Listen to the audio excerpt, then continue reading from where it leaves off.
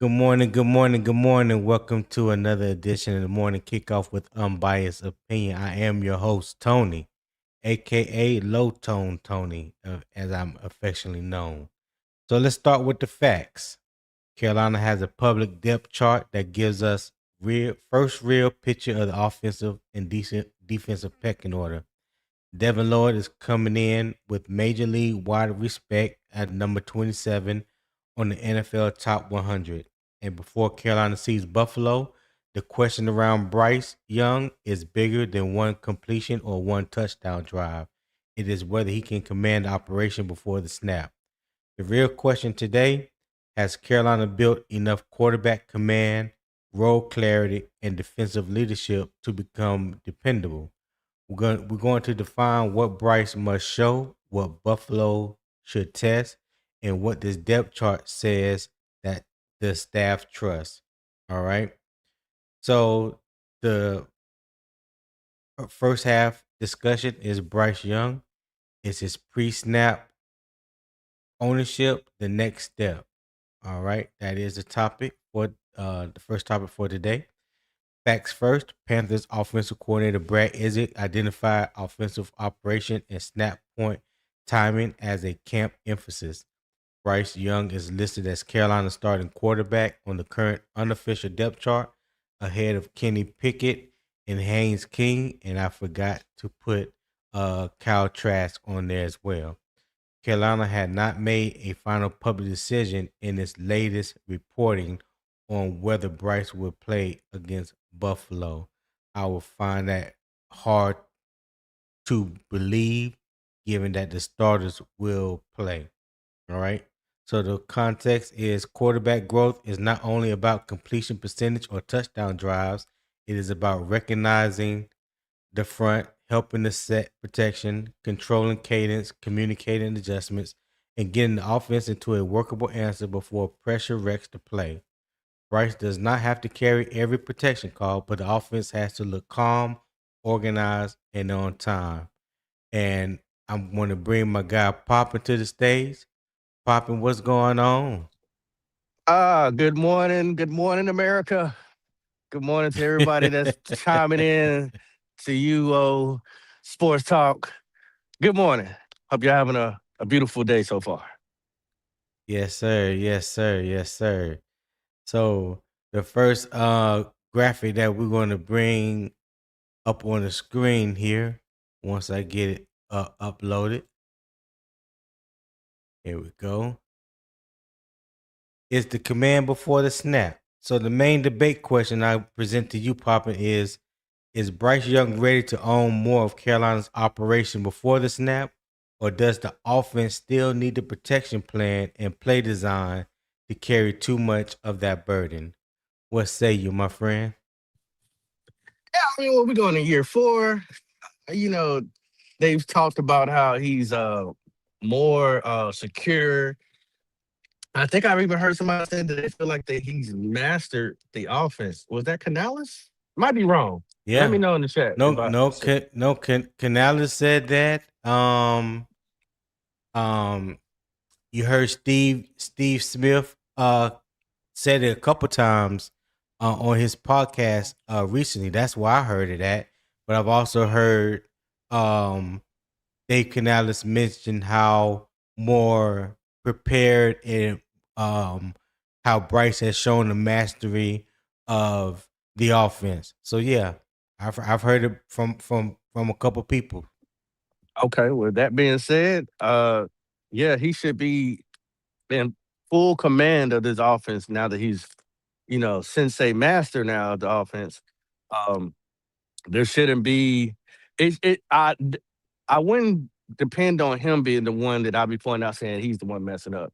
So now that he's in command, he has to make sure as the quarterback to get everybody else lined up and know what to do. So Facts. that's what I'm That's gonna say out there. facts. Okay. All right. I expect the same thing. I know hearing Dave Canales talk about it, hear Steve Smith talk about it, cool. Um, I can see glimpses of it from the limited highlight tapes that we get from practice and stuff like that. Um, I think I'm just like anybody else. I want to see it carry over into a game. I want to see what it looks like when we go against the ones, hopefully, of Buffalo Saturday. I hope everything that they said comes to fruition. You know what I mean? I hope it comes to fruition. I hope we don't see Absolutely. what we seen of old. So it's like, if that's the case, then what is all this praise for if we're going to revert back to the old things that we used to do? I think everybody is tired of seeing that. So the praise that they are giving him in training camp right now, well, we want to see it before we really give him praise. I think that'd be a fair analysis on Bryce or the coaching staff, especially Brad Idzik. And I watched his press conference yesterday because I don't think the team practiced yesterday. So the coordinators, Brad Idzik had opportunity to come in and talk to the reporters. And one of the main things that he emphasized was talking about the cadence. You know what I'm saying? Getting um getting the play call in, reading the play inside the huddle, breaking huddle, hurry up to the line of scrimmage, and be ready to go. And he talked about how that can help the offense and helps allow the defense to show their hand early on. If you are constantly snapping the ball with 1 or 2 seconds left on the play clock, then they know they not in a hurry to show you or give you anything. And I think what he was also talking about was how defenses nowadays are showing you less pre-snap. So if you want to Mm-hmm. force their hand, if you kind of want to undress what they're doing, get to the line of scrimmage as quick as you can. Um, make it look like you about to snap the ball right then and there, and they have no choice but to kind of show you what they're doing. If you hurry up and get to the line of scrimmage, get a man in motion or do a shift or whatnot, they're more likely to show you what it is that they're trying to hide or trying to disguise. Uh, so yeah, pop and turn your volume down in your truck because when I'm talking, I can hear the echo. Okay, okay. Give me 1 second. All right. It says So echo. yeah. When I'm talking, I can hear myself coming through Oh, let me leave and come back. your mic.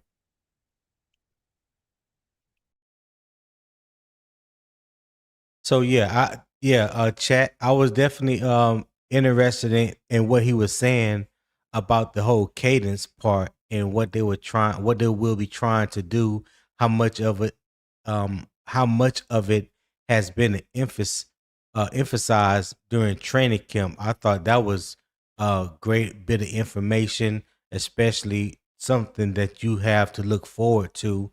And again, I definitely hope we see that Saturday, because this is something that has been talked about and emphasized throughout training camp. So we want to see it Saturday. That's all I can tell you.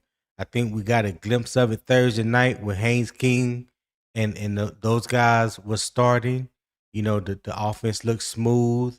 Had a good rhythm to it and everything like that. So the ones should be able to come out and have a better operation. You know, the same operation, if not better. You guys, let me know what you expect. What do you expect to see Saturday when we play Buffalo in Buffalo? You guys, let me know in the chat. Is it the control of the offense, the rhythm, the play calling, or are you more interested in seeing touchdowns or Carolina coming away with a win? What's more important for you guys Thursday? All right, Poppin, you good now? I hope so. I hope so. I'm sitting at a light now, so hopefully it Okay. ain't too loud. All right. So did you get a chance to listen to Brad Idzik press conference yesterday? I was able to listen to some. I usually don't miss an interview. Um, But what I did thought that was important, which you did cover this a few minutes ago, was us being one of the teams out of several teams that take forever to snap the ball. I think we Right. all have noticed that. Why do we always snap at 1 second? Well, So I hope he hopefully kind of I speed that up. explained. Go Yeah, ahead. he did. He Go did. ahead. He did. But he kind of, yeah. Okay. All right. Go ahead. So I appreciate that he noticed that he's got that under his profile. Well, not profile, but he knows that okay, that's something that we definitely need to work on to get it adjusted because you don't want to be predictable. So Right. Right. Well, like I said, he mentioned yesterday why it was happening a lot because I think a reporter asked him about it and said that we ranked in the top 5 or top 6 when it yep, comes to snapping the ball with a few seconds left on the clock, and he said, well, a lot of that had to do with how defenses were trying to protect their coverage or their disguises, and it kind of the longer you waited the longer you waited, basically worked in the defense's favor because right. now they know you about to snap the ball. So now the defensive line can tee off because they know you only got but maybe 1 or 2 seconds. But if you come to the line of scrimmage, in a hurry with a more sense of purpose and get lined up and start your motion and shift and all that early, then they can't really just tee off like that. They can't really get a beat on the snap count. You know what I mean? Yeah, get their So eyes I moving. think right. So I think his emphasis was um emphasizing getting to the line of scrimmage early, get the play in early, get the play call, get to the line of scrimmage. Let's get going, and hopefully that should undress what the defense is trying to hide or what they're trying to disguise, and you get a bit a clearer picture with more time left on the play clock. And I like that. I like that. So what I took from it was he was talking about more tempo without saying we're going to go up tempo. You know what I mean? Would you say some of those things were happening also because of Bryce comfortability of reading the defense? Mm, I can't say it was or wasn't. You know what I'm saying? I'm not going to try to defend that because it very well could be. Um, the whole notion that he can't read defenses, I vehemently deny that. Well, argue against that because I don't think that's true whatsoever. Like I said, I think what Brad Idzik explained yesterday explained largely in part why the ball was snapped late. You know what I'm saying? We know how the play call was coming in late a lot of times last year. Right. Dave Canales had even mentioned it in post game press conferences that he need to get better at getting the play call in early enough to give Bryce time to go through everything that he needs to go through. And the fact that Brad Idzik is emphasizing that now in training camp, that's something that he wants to correct from last year. So I can't just say I wouldn't just say that it's you know Bryce has something to do with because he can't read defense because I don't believe that to be true whatsoever. What makes you think that? Not from Um, you, but this is not the first time I've heard that. So what makes you believe that? I I think it's always a will be a learning curve for a quarterback coming in, learning, trusting his eyes on what he's seeing out there on the field. I don't know if Mm-hmm. there might be a few anomalies or some guys that are just great at reading defense. But I think most quarterbacks Mm-hmm. that come in are going to struggle reading the defense because there's so many different exotics, schemes that they throw out there that make it look like this. Me and you talked behind the scenes about it can show this, but then that actually construct can change. When you're talking about the cover 4 on one side, the cover 6 on the other side, like Cover two on the other side. Yeah. yeah, you if you're not used to that, then it's just because your eyes hasn't been trained. So I'm not gonna say that Wait. Bryce Yeah. can't read defense. I think all quarterbacks coming in the game struggle their first couple of years of reading defenses. Well, now when you That's put it like that, mhm. then yes, I agree with you. I think all forget all the other quarterbacks. Yes, I think Bryce struggled his rookie year with reading defenses on the NFL level because he had never done it. So yes, it takes time to get familiar and comfortable with doing so. But last year, I don't think he has a problem. Right now, I don't think he has a problem reading defenses. He didn't give me that impression at all last year. But yeah, if you're talking about his rookie season, absolutely. I 100% agree with you on that. Yeah. Yeah, and then as See, far you as like see, you the see what happened. You see mhm. what happened, Papas, when things are put in the proper context. I mean, I Yeah. try. I don't. I try my best not to be. Yeah. I just try to call it how I see it and keep it fair. I'm not going. Uh,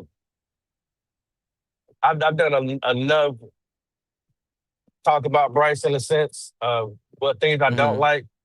Um, so when it comes to me critiquing him, I'm gonna critique it how I see it. I'm not gonna make any Yeah. lies up, but Absolutely. You ain't but supposed to. but There's enough of that going around. I think with that being said, I think another reason why we might have taken a little longer to snap the ball is Hmm. Bryce getting comfortable with the playbook as well. Like that'd have been his That year yeah. two of really like going through the simulation of the playbook and just being more, I Yeah. guess we could say, secure of what he's going to call. Do he need to make any adjustments and things of that nature? So I'm not mad at it. We can't Right. push advancement if you're not ready. So, And I feel but you. hopefully this year I will be feel you, and I faster. agree. I'm sorry. Go ahead. I said, but hopefully this year it just becomes faster. It should be more fluid. Right. I agree. I agree with you. Um, wholeheartedly on that. I agree with you wholeheartedly on that because, even though year two, which was his first year with Dave Canales, um, that was again learning a new offense. You know what I'm saying? Getting with a new play caller. So now you got to learn this offense all over again. So last year I think was better than his first year with Dave Canales, and I believe that this year, going into his third year in the system, will be better than last year. That's part of the small incremental growth that I was talking about. You know what I'm saying? I don't think it's anything leaps and bounds. I don't think he's done that. I don't know for sure if they're even asking that of him, but I think they can see the little incremental growths, and there's nothing wrong with that, whether it's big or small. At least your trajectory is going up instead of down or staying the same. You know what I mean. So Mhm. I think you would take a little bit of profit over no profit or losing profit. Which one would you rather have? I don't ever want to lose profit. Right. I don't ever want to Exactly. lose profit. I don't So think we're going to play against the ones tomorrow. I mean, not tomorrow. This week Saturday, why you say that? Why because you think wouldn't that that? be Buffalo's first preseason game? Yes, it'll be their first preseason game, but it also will be their first game in their new stadium at home in front of their home crowd. It'll be Joe Brady's first time as a head coach. I just don't me personally. I don't see how you gonna open up the stadium, albeit it's just a preseason game. But you're gonna open up your brand new stadium in front of your fans, and they're not going to see the starters play. Yeah, But they didn't I get what you're saying. they I didn't get have it. no joint practice this week. You know what I'm saying? Hmm. So I would say maybe the starters will get out there like Dave Canales is thinking about for his starters, 10 to 20 snaps. I don't. They're not gonna go. They're not going to get out there and play a whole quarter or anything like that. It's a Right. build up to the season, just like any other off season. You know what I'm saying? They play a little bit in the first preseason game. They play a little bit more in the second. The third preseason game, they sit out because that's when you're gonna see the backups, undrafted free agents, all these people that's trying to make the team. Those are the guys that you're going to see the third preseason game. So yeah, I don't think it's going to be any different than years past. That's just how they do things. But to open up their brand new stadium, um, like I said, albeit that it's a preseason game at home in front of their fans, yeah, I'll be hard pressed. I'll be hard pressed to believe that they're not going to play. AJ Brooks said the Bills said their players would be playing. Okay, Okay, all right, cool. appreciate that. Appreciate that information, AJ. So yeah, Well, we got a game, so boys. so let me ask you this: what would Hmm. be the clearest sign Bryce is processing the defense faster before the snap? Well, like you said, that time clock. If he's calling it, a lot shorter than that 1 second. Which I don't mean to sound dramatic because 1 second isn't saying nothing. But if he gets it out of there quicker, processing whatever he Hmm. needs to process, he still, he snapped the ball at 10 seconds left on the clock. Hey, that's 9 seconds that he used to have him roll off, and he's darting them up. Man, I mean, I would definitely have to give him a round of applause for that. I'm like, okay, he's gotten comfortable. Even though I know it's gonna be vanilla, Right. but if that time clock has a lot more seconds than usual, I'm like, all right, okay, Yeah. might be cooking with something. Yeah. He's processing or Yeah. something. He's gotten comfortable. I'll say that. He's gotten comfortable. And shout out to Zip. Zip said, "Hey y'all, I just got my oldest boy signed up in football. I'm excited as hell. He 9, and I'm about to pour my all into him in this football. Oh, Hey, that's poor! what's up, Zip. That's Congratulations what's to you, up. Zip. Poor Hey, child. let us know in the chat what position he gonna be playing. You know what Poor I'm saying? What child. what position Oh he going Lord. out for? What you say, porch? Poor child. Look, little Zipper got you as his coach. Yeah. Oh man, you gonna give him an earful. I told you But get Zip your didn't ass say down. Oh man, he ain't say nah. he ain't say he was coaching him. I don't Oh think he no. coaching him. Oh, you a coach. Once you put your child in football or any sport, you Yeah. coaching. You coaching them now. Yeah. Yeah. But congratulations to little Zipper. Yeah. Kevlar Tom said, what if he gets the call late though? Okay. What if he gets it? Well, I don't know. yeah. I mean, the call just came in late. That's all I can tell you. I don't. So I think what we're saying is I don't think it would be as often as it was in the past. The way that Brad Idzik said that he's been emphasizing it since day one in training camp. So is it going to be occasions, every now and then where something happens, or the case may be? I'm pretty sure it will, but I don't think it will be the norm any longer. Yeah, I don't think it would be the norm any longer. What you think, Poppin? Well, Kevlar, we already have had mic issues and headset issues. I'm pretty sure they got a plan B. I would hope. I would think they got a plan B. Hey, if we're in this down with this amount of yards on this part of the field, you got A, B, C, or D to choose from, according to what you see out there on the field with the defense presents you. They got to come up with Yeah, something. So hey, what's his name did it? Baby hands, Kenny Pickett. I mean, he survived, so I mean, I'm sure Bryce should be able to do something. Hey, call a run play. You can't get no safer than a run play. Hey, for real. For real. That's no lies detected. Kevlar Thompson, I'm saying the clock will be closer to 0. Okay. All right. So, before we get into the next question, real quick, shout out to everyone that's in the chat. I know I've shown them already, but shout out to Candy Girl as always, showing love to the channel, supporting the channel. I greatly appreciate it.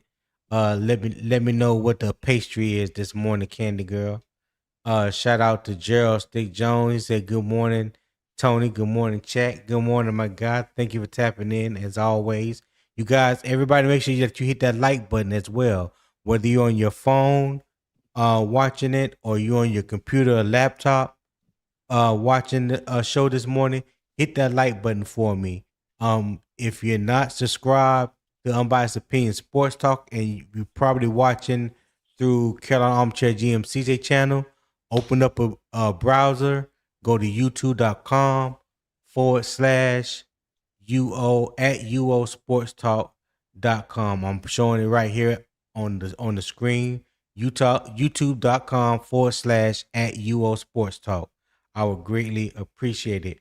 The past 2 days, I have picked up about 15 new members. I greatly appreciate you guys believing in me, trusting in me, rocking with me each and every morning, Monday through Friday, 7 a.m.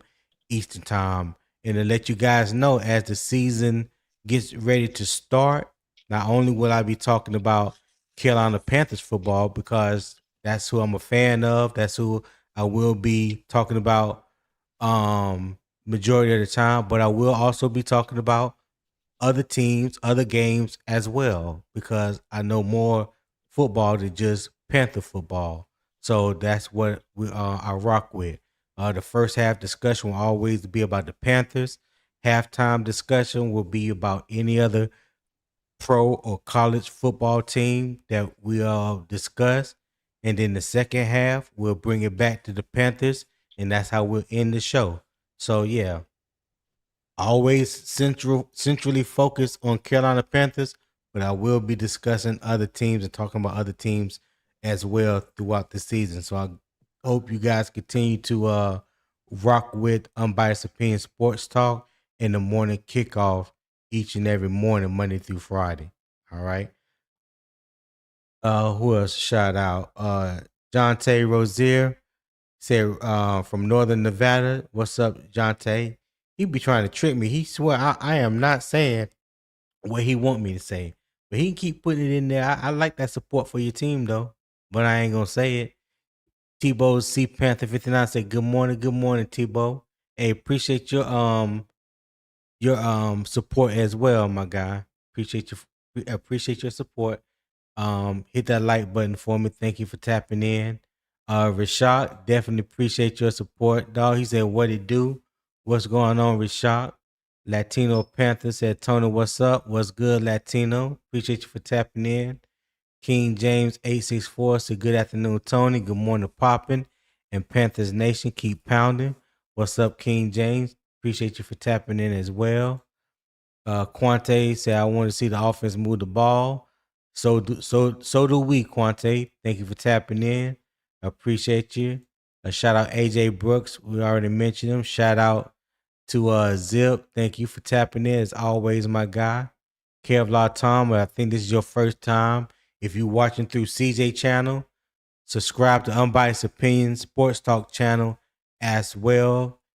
Hit that post notification bell, select all so you'll be made aware when I go live each and every morning, Monday through Friday. Thomas Lee Highsmith, I think this is your first time as well. This is my first time seeing you.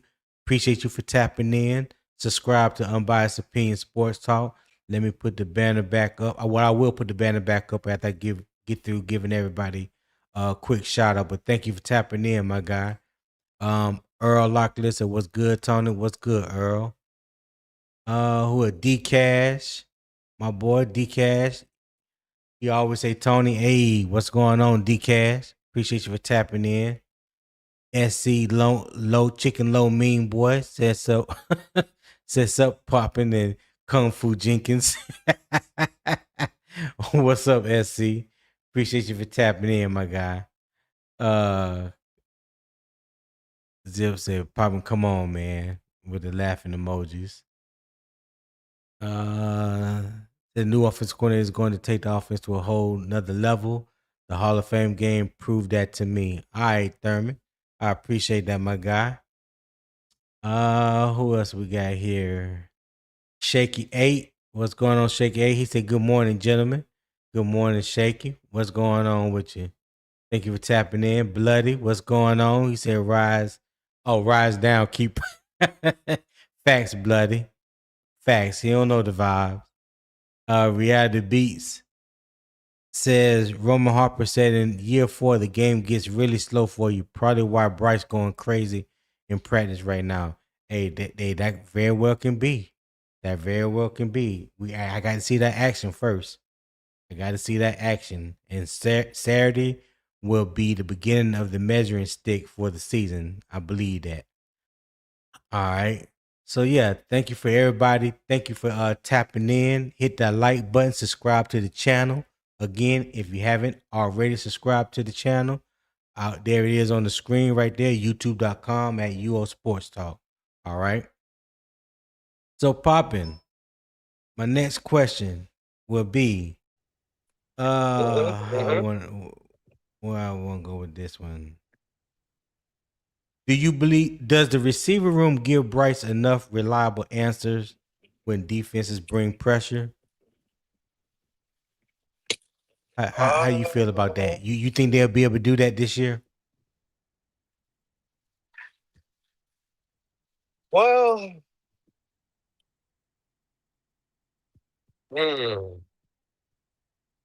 I would say yes. I would say, yeah. Uh, we already know that T Mac is, I call him T Magnificent. He's gonna do his job. Jalen Coker being our number 2, he has showed that when healthy, he's definitely a security blanket. Can route you up. They both oppose a threat. And ACL just needs to, step his game up and do what he needs to do. But we got so many different weapons. We just have a lot of unproven, but we know the talent is there. But either way, you got at least two guys that you can for sure say you can depend on no matter what. Who is that? Who would be the 2 that you feel that he could depend on no matter what? I would say T Mac and Copeland. Yeah, I just wanted to hear you say it. I just wanted to hear you say I mean, I figured that's why you asked that. I mean, I can depend on X. I can depend on X for staying healthy. To stay healthy? Yeah, okay. He just got everything else. He just got to level up, which I think he will. Okay. I don't know why King James telling me to shut up. He said, "Shut up, low tone, Tony." All right, King James. I don't know what I did. I hope I ain't pissed you off this morning, but hey, I feel the love. No matter what. Shout out to everybody that said what's up in the chat. Appreciate that. Yeah. All right. But to answer my own question, it's a TBD, a to be determined. You know what I mean? It's to be determined. I believe with Jalen Coker being healthy and available come week 1, I think that presents a whole nother dynamic, a whole nother set of problems for the defense, for Chicago. Because last year we didn't have that. You know what I'm saying? We had a rookie that was in as the number 1 that demanded a lot of attention. Teams didn't believe that we had a number 2 that can possibly threaten them, so they doubled the number one. And we didn't have nobody that step up as wide receiver 2 in those 5 or 6 games that Jalen Coker was absent on a consistent basis. You know what I'm saying? So you saw double coverage on T-Mac early and often. And when you don't have somebody, when you're not able or not in a position to make the defense pay for that, then they're going to stay in it, and then nine times out of 10, they're going to beat you in that defense, because there's not a lot of adjustments that they need to make. They already made the one adjustment that they know that has gotten you out your game. They don't believe in your running game, and they don't believe in your number 2 or your number 3 wide receiver. That's horrible if you're an offense or you're an offensive coordinator. Like, to succeed up under that kind of pressure, knowing that defenses are not respecting your offense or your play calling or your running ability, that's a hell of a hill to climb. You know what I'm saying? That's a Right. hell of a hole to try to climb out of, from the Right. first snap of the game to the last snap. Now, how they did it last year, hey, kudos to Carolina to getting some of the victories that they did get. But the expectation for this year gets a little bigger, Right. because on paper, offensively, you look a little better. Your quarterback is going into his year 4. You're looking to be a little bit more healthier at the skill positions than you were last year. The offensive line, depending on who you ask, still has some things that they need to prove up front. I do believe, especially with Rasheed Walker and Monroe Freeling playing the tackle positions. So yeah, I believe Robert Hunt and Damian Lewis will be available week 1. So I'm not as too worried about the guard positions. I think Luke Fortner is going to solidify, or has already solidified, his position as a starting center. So, that kind of, I guess that kind of gives you comfort from understanding he wasn't that great in run, run blocking as he was in pass protection. So we'll get an opportunity to see that Saturday when he playing against Ed Oliver in that defensive front from Buffalo. But how do you feel about the offensive line being steady enough to protect Bryce, so that we can see all the things that we've been hearing thus far about his maturation and his growth and the command in this offense? Yeah. Well, first I want to throw this out there, because we strive to be different. I think, and this is just to touch back on the wide receiver thing real quick. I'm going to go ahead and throw it out there. The big Yeah. 3. People have said that. But I got a nickname for him, and it's called the CLT. Yeah, the CLT. So if The- you hear somebody else say that, you know where it came from, you know the date it was said on, and what show I said it on. The CLT. What? That's Coker, Leggett, What? and T-Mac. The big 3. Oh, I the think a big. lot of people Okay. will be calling that and be saying that. And y'all know Papa said it first. So if you hear or see anybody saying it, it came from me. But yes, I will be I think that's really, really important about the offense. Really about the offensive line. That's what Mm-hmm. I'm going to be paying attention to a lot. Because like you said, we do got a rookie out there at tackle. Um, and Yeah. we got Right tackle. Walker, yeah, right tackle. You got Walker out there. He's a better. He should be all right. Um, and then we got a brand new center, but he's a veteran as well. We'll see they well. You breaking up a little bit, popping.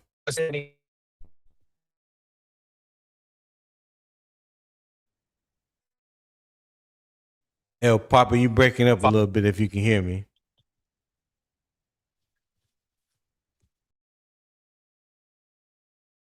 Okay. Poppin dropped off for a minute. But I agree with him. Yes, I have been giving Mullins, aka Xavier Leggett, a little hell this offseason. I ain't gonna lie. But this is the year for him to really show and prove why the Panthers invested in him, why they are giving him opportunity after opportunity to prove himself. And this is a proving year. Now, how much of a jump he's going to take this year being wide receiver 3, I don't know. But he needs to prove better than what he has shown the first 2 years of his career. So I think if he can do that, if he can show better field awareness, better route running, confidence in his hands, things like that, I think that can bode well with him as the season progresses and later on in the future, whether it's with Carolina or anybody else.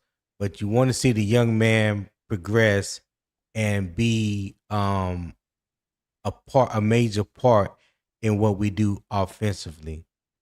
Go ahead, Poppin. What you were saying before you had to make adjustments. Yeah, no, the offensive line is definitely something I'll be watching to make sure that they are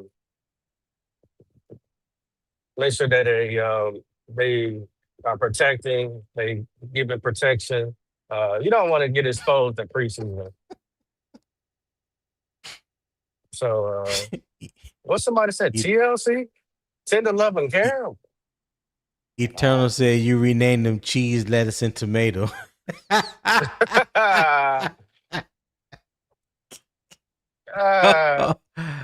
Hey, Eternal, I ain't even mad at you. I ain't even. That's funny. That's funny. Nah. Cheese, lettuce, and tomato. Hey, damn it, boy. long, And let long, me drop. Go ahead. I'm gonna drop the link in the chat for anybody that want to come up and join the panel. Go ahead, but Papa. you know what I'm saying? Hey, whoever used the CLT, you know what I'm saying? Just give me props. Maybe some of y'all probably don't know what CLT stand for. Tony, you want to tell them? Oh, Coca Leggett and T-Mac. Yeah, but like, what does CLT stand for? Like those. Oh, those, Charlotte. Charlotte. Yeah. Yeah.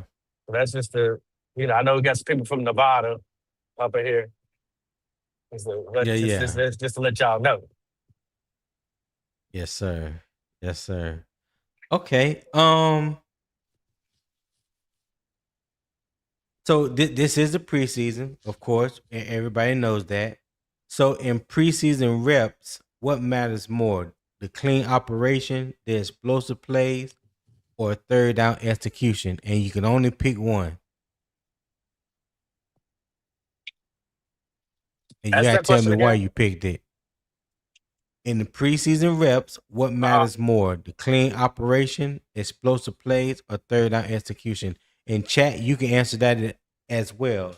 Let me know in the chat what matters more: clean operation, explosive plays, or third down execution. Go ahead, Poppin'. What you saying? Clean operation, to be all the way honest. Now, you know what I'm saying? If I put my fanboy, I want to see them big plays. But clean operation, what you really want to see, because at least you know that the guys are where they're supposed to be, executing plays. Because if it's a clean operation, it still can't be big plays. It still could be there. There's big throws down the field. It's still a clean operation because you hit. But I want to make sure that guys are executing their job. It's going to be some mess ups. You know what I'm saying? Nobody's going to be perfect. But that's what I want to see. I want to see that clean, smooth operation, a fluid movement of the offense and getting down the field. It don't have to be 30 yards down the field every single throw. But where are you going with the ball? Are the running backs picking up the blocks? Is anybody calling out the blitz? Those things that you take into consideration. So many nuances that I could go on forever. But that's what I want to see with a clean operation on both ends, offense and defense.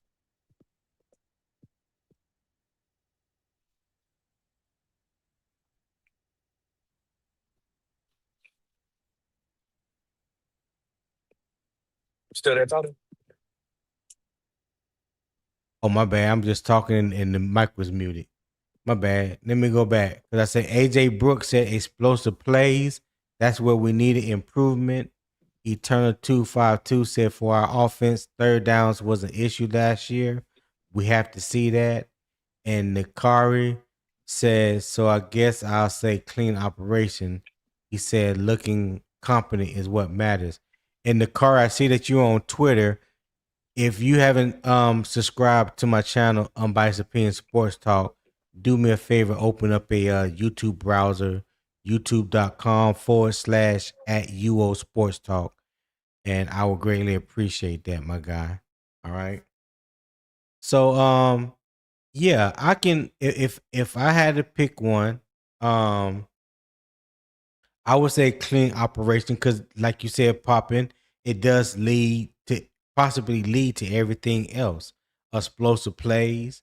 If we got a clean operation, it would lend you to believe that it will also help with third down execution. You know what I'm saying? So making sure that the play call is in on time. Bryce calls the play in the huddle, on time. They break the huddle, get to the line of scrimmage. Everything is clean, and you go from there. You can definitely operate better when the operation is clean, when everything flows and has a fluid movement to it. You know what I'm saying? Everybody's in rhythm. Everybody's on the same page. So yeah, I'm with you on that. I like that. Clean operation, definitely. I want to see that, and I think everything else would follow suit. Reality Beat said, I want to see Bryce pick apart the defense. 5 completions in a row. Clean operation. All right, Reality Beats. Greatly appreciate that information. Greatly appreciate that. All right, so let's Tony, see. do you want to see them try to make just take at least, they got 20 plays or 20 snaps. How many deep throws do you want to see them attempt? Even if they don't connect, how many would you like to see? I don't have a number. Okay. I really don't. I don't have a number when it comes like you said. Let's start with a clean operation. Let's see everybody execute the play that they're supposed to execute in the way that they're supposed to execute it, and I believe things will happen at that time. But like you said, in 10 to 20 plays, I mean, I don't know. I don't know because I believe in what it has shown in past history in the preseason. If you put the ones out there and they go down the field and they score on that first drive, oh, it's over with. They're coming off. Yeah, they're coming off. You may not even see them. So if they go down and score in the first 7 plays, I mean, that's all you get. And if you didn't see a big play, I don't think nobody's really going to be tripping too much that they didn't see a shot downfield as long as we put, some points on the board, whether it be 6 or 3. I want to see them move the chains. Yeah. I don't want to see them getting behind, 3rd and 15 or 2nd and 10 and stuff like that, fighting from behind. I want to see them legitimately move the chains down the field, at least a 7-play drive or better, and then a clean operation. And whether you got 6 or 3, for me, for their first time out this year, I would take that. Right. I would take that because that to me, in my opinion, is like a build up of what is to come. If you start off right with the right foundation, then you can continue to build off of that. So then we don't know what we'll see preseason 2 or preseason 3. and possibly when week 1 rolls around, we ready to go. Everybody's healthy. Everything is, all go on week 1. Right. That's what I would like to see. That's what I would I like agree. to see. Yeah. So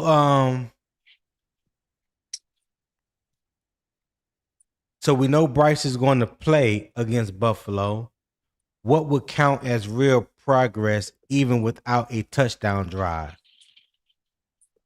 I think you just said it, moving the ball down the field. I mean, you come off the field and your kicker still needs to get, reps as well in a real games situation.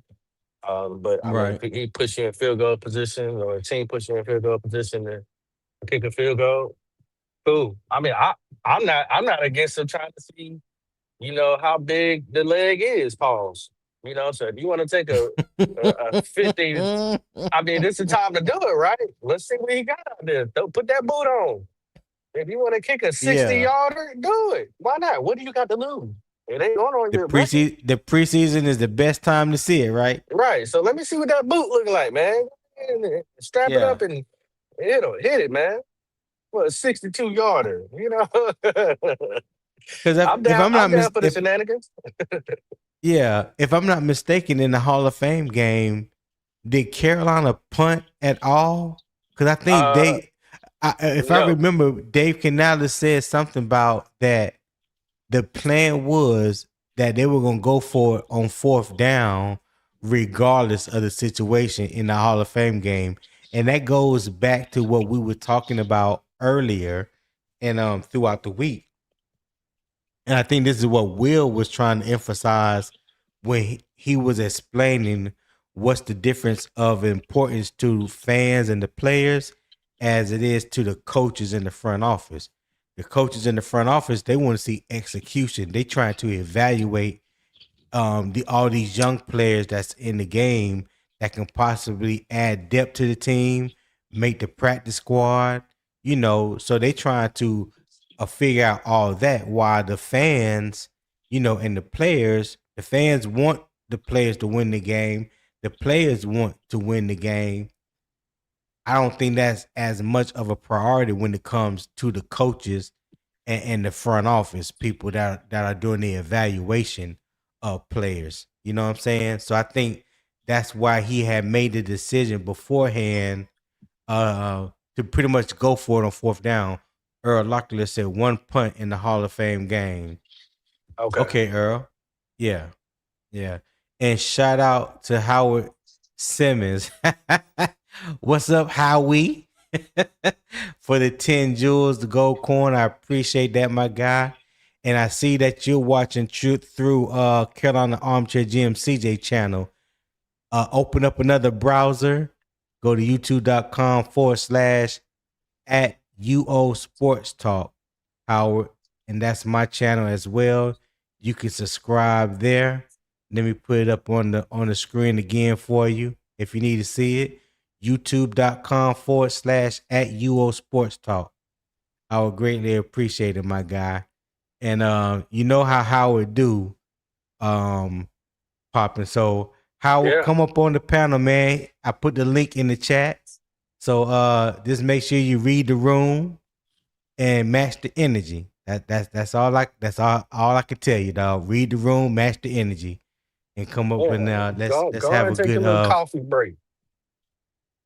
Go ahead and have us a good football conversation. All right. Earl said the only times we punted was with Kenny Pickett. The King didn't punt at all because he converted on 3rd downs. Okay, Eternal. Yeah, Eternal. Tyrone said, good morning, everyone. Good morning, Tyrone. So, yeah. All right. So, before we, there go Howard right there. Howie, what's going on? Good morning, fellas. Morning, man. Good morning. Good morning, my guy. Glad you finally tapped into Unbiased Opinion Sports Talk. I thought it showed up, but that sounds like Tony's voice. Yeah, that's me. Monday man. through Friday, 7 a.m. Eastern time. Yeah, I'm on a JLB, of course, so I probably won't be up as long. That's fine. You say you already subscribed?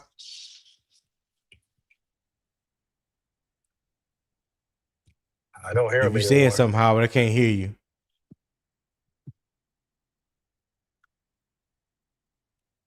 Marquis talking about let's turn this place upside down. That's a negative, Marquis. Won't be happening. You already know the vibe over here. Yeah. Papa, I'm why you anxious to still in see. my big three line? Go ahead, Howard. I'm anxious to see JB as well. Defense side of the ball. I'm anxious to Yeah. see if this D line can create pressure. Maybe 2 with the starters. If they play 1 through 20 plays or whatever, at least 2 sacks. Doesn't matter who gets it, just at least 2 sacks. Just at least 2 sacks. Yeah. Yeah. Maybe I get it. Yeah, just to see, man. I want them to play hard, and I know people say, "Hey, man, it's a preseason game. I want to get." I don't want nobody to get hurt, but I want them to show us what they're going to show us in the regular season.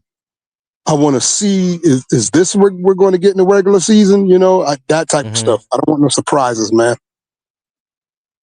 I feel you.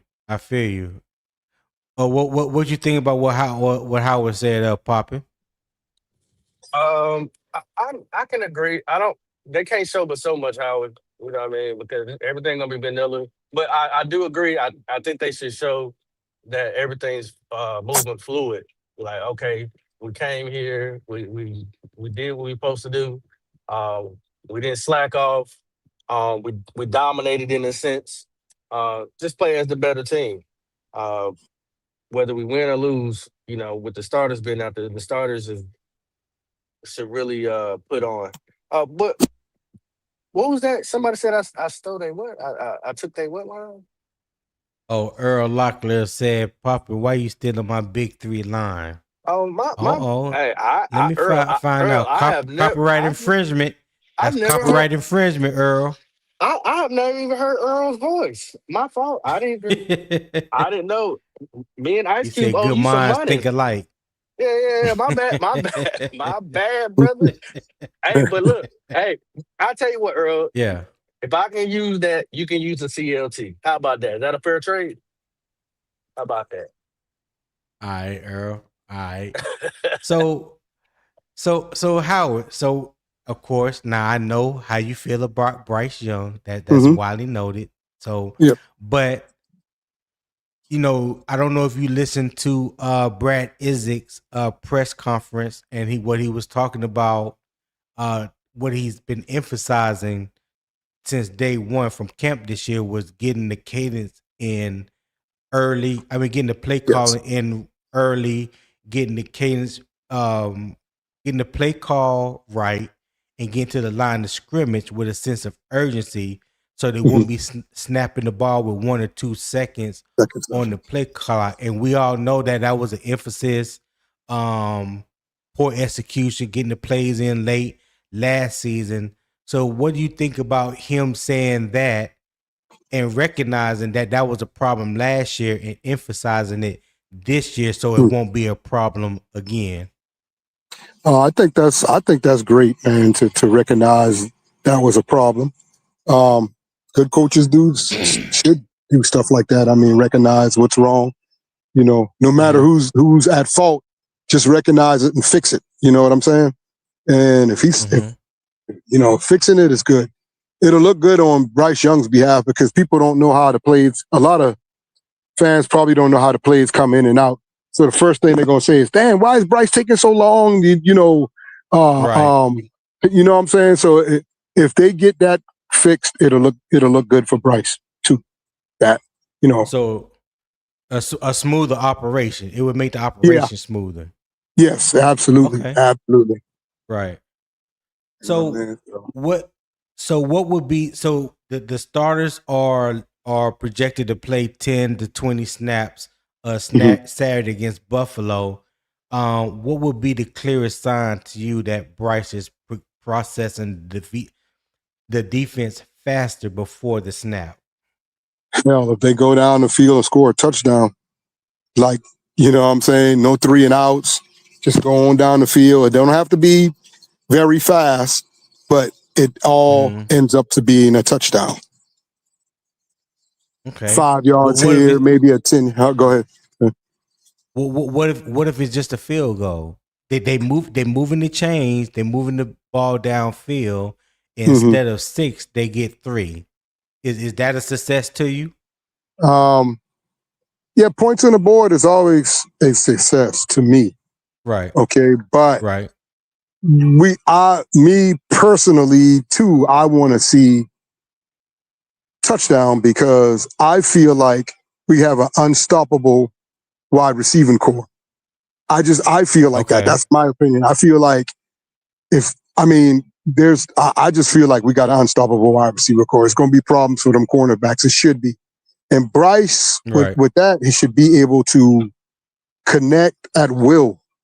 To me, okay, should be able to Okay. connect at will, man.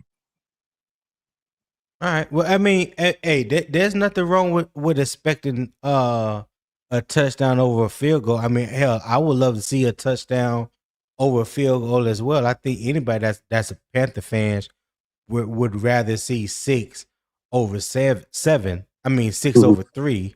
But Yeah. if they move the ball, if the operation looks clean, hmm there's no constantly behind the chains, like no third and longs, Right. things like that, and you get down into field goal range or whatever the case may be, whether you hmm come away with a touchdown or a field goal, will it Right. still be deemed successful? I think it would, but we all would prefer 6 over 3. I think we Yes. can all agree on that. And I Yeah. think we got the group that we can do that. I mean, I just think we got the good group to do that. I don't want it to be where it's okay to always just move the ball down and get 3 points. I don't want that to be an okay thing. Okay. Points on the board Okay. is good, but I just don't want that to. I don't want that to be. Hey, we got 3, so Okay. I don't want. I don't want it Let like me that. bring Let me bring on up Nick Tri-State. Nick, what's going on? Good morning, It's the gentlemen. How y'all doing? Tri-State. Boy, I ain't What up, heard your Pat? voice in a while, man. How you What's doing, man? good, man? How y'all doing? Feeling, man. Hey, talk to me, G. What's going on? What have you heard so far this morning? Oh man, today my day off, so I was like, yes, I can go chop it up with Tony for a little bit. No I ain't gonna doubt. hold you, Tony. This is maybe a little embarrassing to say. Mm-hmm. Um, I don't know how to read the depth chart properly in regards to, like, I don't know who wide receiver 5 is, who 6 is. Like, is wide receiver 4 the one under Tet, behind Tet? Is it the one behind Yeah. Excel? Like, could you help Right. me with that, dog? Well, I'm gonna get into that. That's No gonna doubt. be the last thing that we Okay, discuss bet. at the end. So yeah. But what do you did you get up? Did you get a chance to listen to Brad Izzik's press conference yesterday? I'm not gonna lie, Tone. I was listening to it, but while I was on my break, and then break ended, and I didn't end up Mm-hmm. listening to the end of it. But from what I did hear, Yeah. um, very very intrigued. I'm very eager to see like how this is gonna play out, bro. I'm not gonna, and I know I ain't the only one. I'm very eager to see how this plays out. Right. I have some weird confidence in Idzik this year. I don't know why. Okay. What you mean? What you mean by that? I think he is a young, very, very low key intelligent guy. I think that he is going to bring some new concepts that is just going to, it's gonna, like, Bryce is gonna look good, but then it's also gonna be like, shit, you could put anyone back there and they're gonna look good because the concepts and everything look so damn, you know what I mean? Like, so. Right. I think it's a young coach game now too, right, Tone, right, Howie? Like, we see it now, bro. Like, the OG coaches are gone, bro. This is a young man's league now. You know what I mean? And I think Mm-hmm. we got the right youngin. I think we got one of them right youngins. So, and I don't want to deviate too much, but you brought up something about Brad Idzik's age. Do you expect him to be a little bit more aggressive Yes. with his play calling than what Dave Canales showed the first 2 years? Yes, I think he's going to be very Ben Johnson like. And what I mean by that is we may see some shots on second and short and third and short where teams are going to think, oh, it's 3rd and 2. Let's load up the box. They're gonna run it. Yeah. Yeah. And then we just going to huff that thing deep instead. You know what I mean? Mm, Because and personally, I love that mindset. I love that mindset because it brings back a lot of nostalgia to the old Madden games when you would hear John Madden say, like, when it would be second and short, oh, you used to hear it in the old Maddens, oh, this is a great play to open up for play action and maybe a deep shot, like, you know what I mean? right. I like those, I like that. I like that mentality. Second and short, let's take a shot. You know what I mean? We even if it's incomplete, you still got third and short. You know what I mean? So yeah, definitely interested to see how it plays out. What you think? What do you feel about Brad? Do you think or do you hope that he's a little bit more aggressive than what Dave Canales showed us the first 2 years?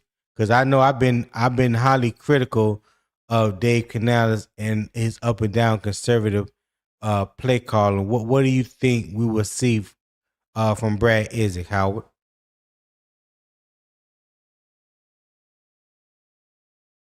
You on mute if you saying something, Howard. I know he at work. All right. We'll come back to Howard on that one. So Nick, does this receiver room give Bryce enough reliable answers when defenses bring pressure? Well, what is your confidence level with this wide receiver room that is currently constructed?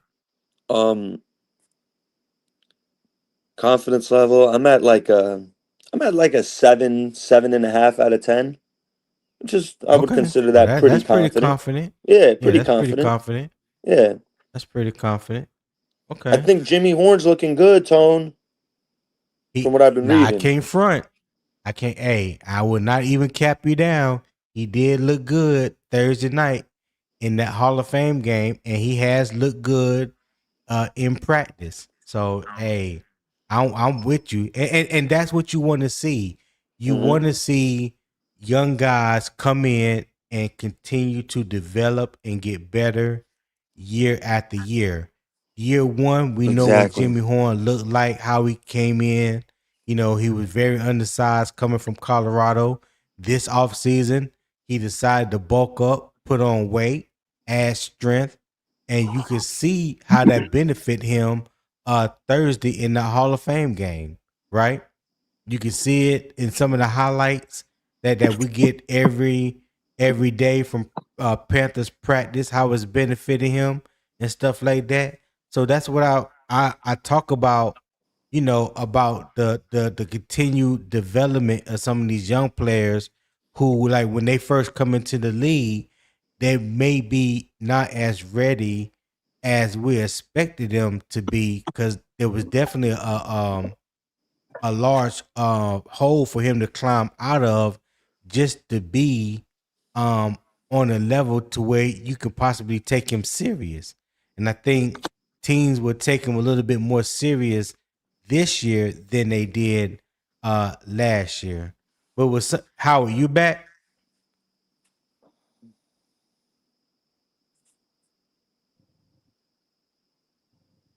Okay, I guess Howard ain't back. I saw that he unmuted the mic. I'm sorry Hey, if Tone. I don't know what happened to my audio.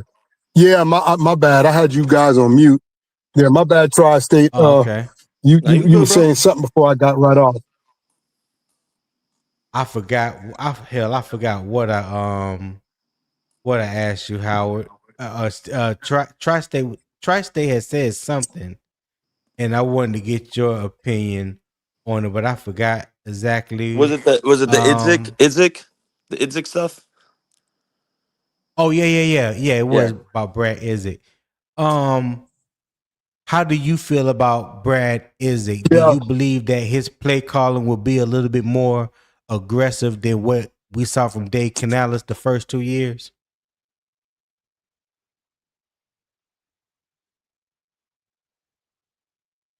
Howard, that's for you. I really don't know because can you hear me? Yeah, we hear you. Okay. I really don't know because I don't know his play call style or whatever. Hopefully he'll mix it up real good. Hopefully, I'm not saying that Canella's play calls was bad, but I just hope he mix this thing up and utilize all the weapons we have, like a horn. Just mix it up, man. Use every bit of talent that you have out there. Use it. Okay. That's that's what I got on that. Yeah. So what I have on the screen was the Bryce Young command before the snap. So I list 5 things that I feel like he needs to be able to implement before the snap. Number 1 was protection ID. Set the front, declare the mic. Number 2 is cadence and snap timing. Control the count, stay on time. Front recognition. See the look, find the pressure. Number 4 was route adjustment, get to the right answer. And number 5 is the right play. Make sure that you check into the best look for the offense. So if I believe if he's able to do all that, that goes right in line when we talk about the clean operation that I mentioned earlier. How do you feel about that? If Bryce is able to do these 5 things, do you think that bodes well not only for him but for the offense as a whole this year? Oh yeah, absolutely. Heck yeah. The cadence, snap timing. That's what I want to see more. Have that be perfect, excellent. Okay. I'm pretty sure Bryce already picked up on the protection ID stuff. I think he got that. Honestly speaking. Okay. The route adjustment. I don't know. You know what I mean? To be determined. Yeah, it depend. Yeah, to be determined. Yes, I got you. Yes. I got you. Yeah. I got you. Ain't nothing wrong with that. You want to see it first. You want to see him. You want to see him do it. I got it. I Mhm. got it. Yeah. Nick, Yo. what you think? If Bryce is able to do all 5 of these things pre-snap, do you think that bodes well not only for him but the offense as a whole? Protection ID, set the front, declare the mic, cadence, snap time. Oh, you're saying if he does all 5 of these things before the snap? Yeah. Oh, we're golden. We're golden. Okay. We're golden All if he right. does that. Yeah. Yeah. I believe so too. I Yep. believe so too. If the reports that they're saying coming out of camp that he is showing a mastery of the offense, a better trust in his receivers, throwing the ball with better anticipation this year, meaning throwing it before the wide receivers even come up out their breaks because he's trusting them to be where they're going to be. If he's doing all these things that like they're saying that he's doing in training camp, this is what I want to see Saturday given opportunity. You know what I'm saying? I want to see it on display. So and like you said and like Howard said, if he's doing all 5 of these things, I believe it bodes well not only just for him, but it's going to bode well for the offense as a whole. So yeah, so I think we all 3 on the chord when it comes to that. All right. So we're going to move right into my halftime. And before we do that, we are an hour and 15 minutes into the live this morning. If you are enjoying the conversation, enjoying the debate, enjoying the energy and the vibes that the morning kickoff with Unbiased Opinion is bringing to you this morning. Show some love to the channel. I would greatly appreciate it. There's a QR code at the top right. You can scan that QR code, support the show. It will take you to my PayPal link. There's also a link that's pinned in the comments in the YouTube chat at the top. You can click that link, show support for the channel. My daily goal is $25. Not trying to pay rent or anything like that. Just $25. I'll greatly appreciate it. And yeah, that is also in the YouTube comment section, and I will also put it in the chat if anybody needs it, because I don't have Cash App. Cash App is not available where I'm at, so that's why I use good old PayPal. All right, so here it is in the chat. Donate whatever your heart feels, or tells you to donate. I greatly appreciate it. So there's the link in the chat as well. All right. And if you haven't subscribed to the channel, again, I'll put that link up as well. You go to youtube.com/@UO Sports Talk. All right. youtube.com/@UO Sports Talk. I greatly appreciate that as well. Oh, Howard left, huh, Nick? Yeah, maybe he's busy. Okay. Might be busy. All right. That's cool. Might be busy at the job. Yeah.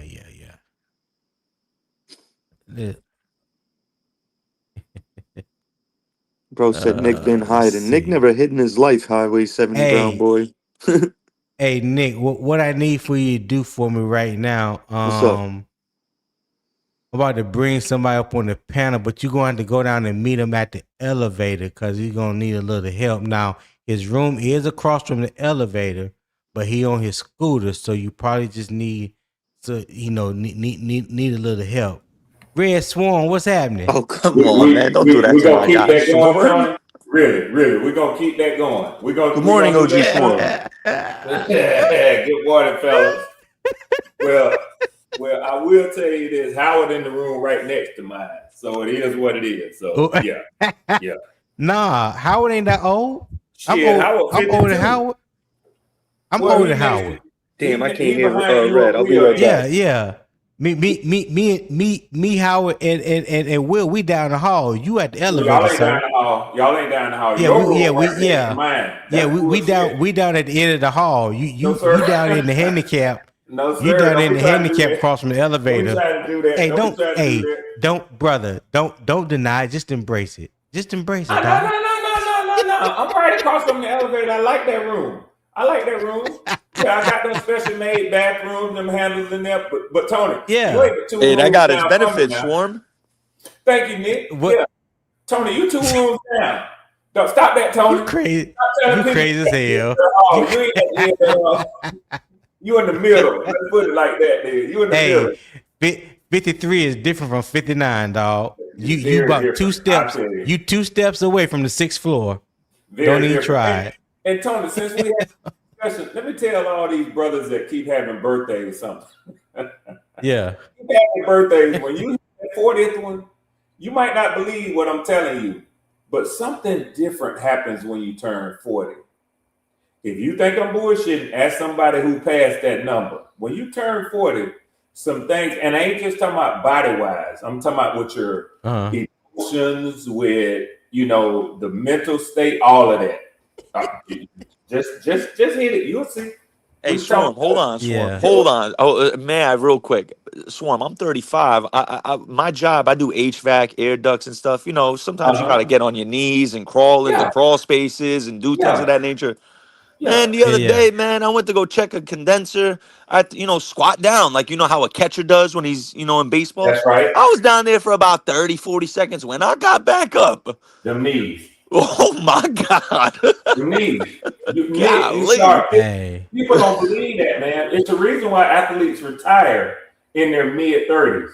It's the reason. Yeah.